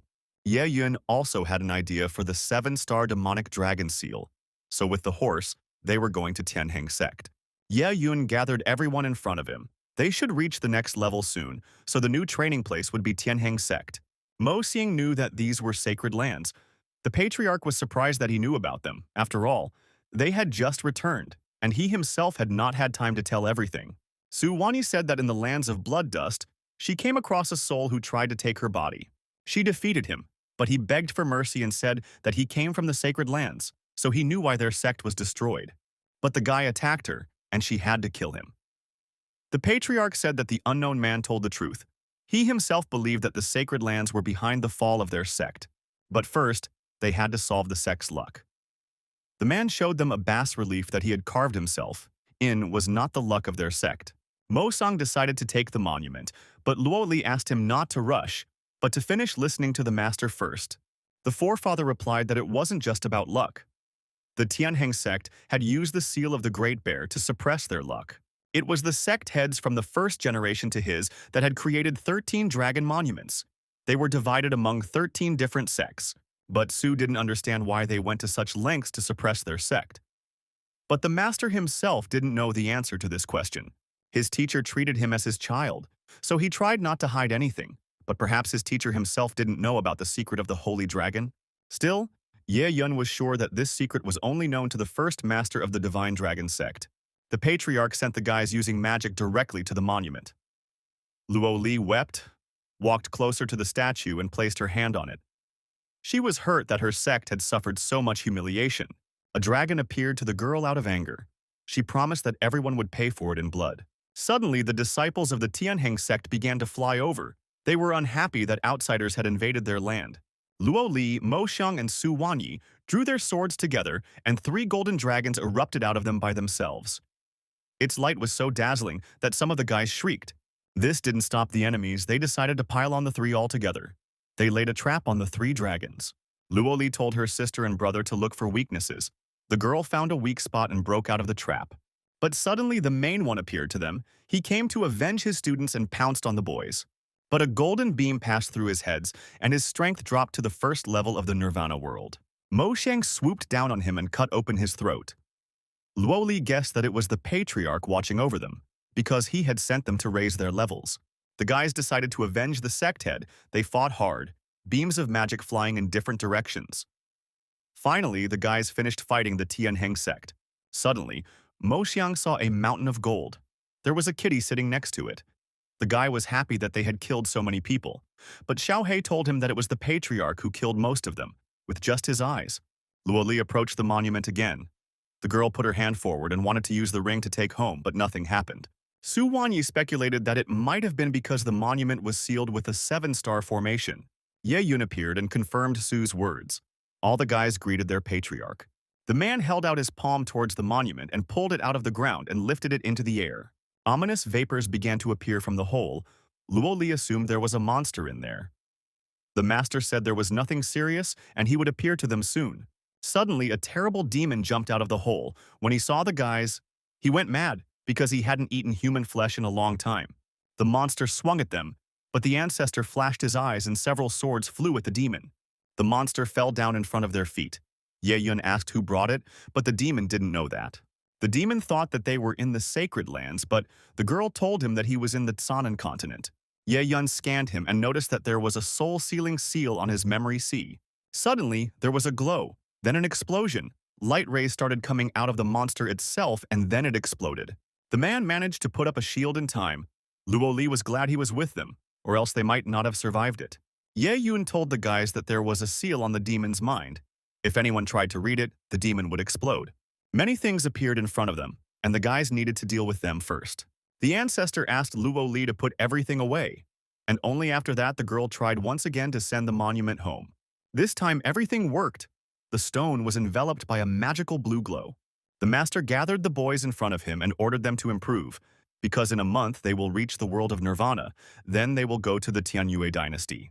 The man released a beetle to see if the people the Tianheng sect would send would come. Suddenly there was a sparkle in the sky and many towers and a beautiful view appeared in the sky in front of them. The boys asked the master what it was. The man told them that it was the Palace of the 9 Pagodas, a trial that appeared once every 10 years. There was an immortality herb growing there, one capable of increasing the length of life by thousands of years. Ye Yun's cultivation was too great, so he sent the guys there. The guys were excited, they wanted to enter together. But the patriarch said that when a palace appeared from one faction, only one person could enter there. So they could only send one of the guys the guy asked the most, and the master chose him. He joyfully flew up into the sky.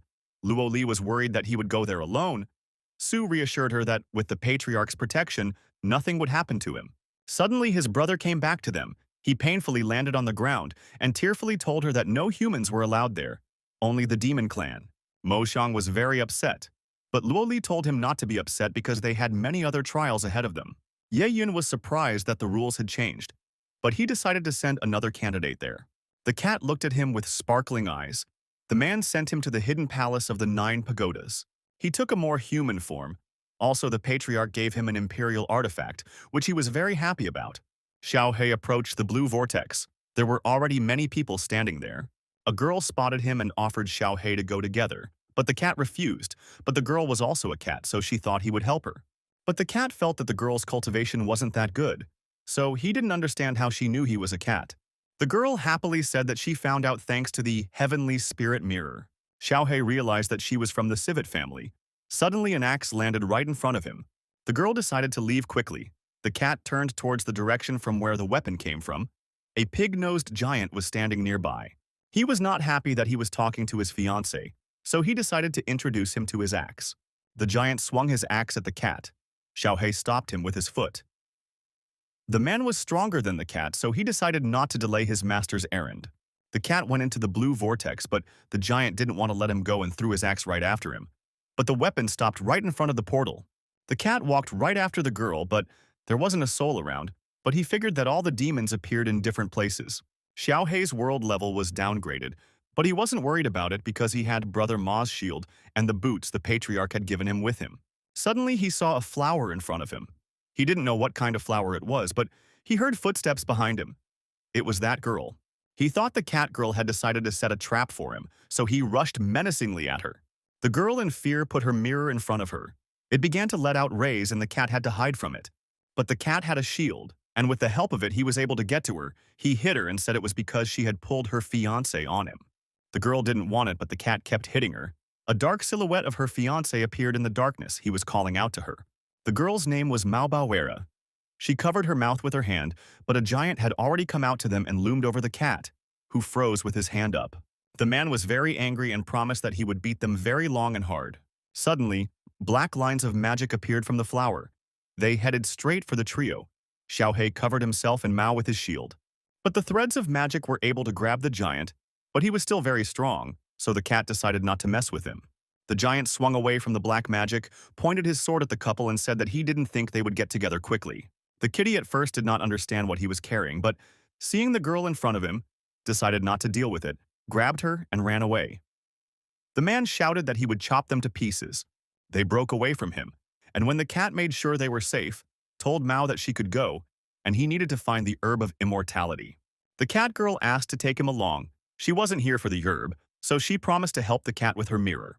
Xiao He agreed, but warned that if she did anything, he would leave her immediately.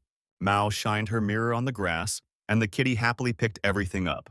Suddenly, a huge golden fist appeared right out of the wall and aimed straight at the cat. Xiao He struggled to hold it back, and then he and the girl quickly ran together. When they broke away, the cat, leaning against the wall after running, asked Mao what it was. The girl said that there were legends that many cultivators who entered the hidden palace were killed by a single strike from the golden giant.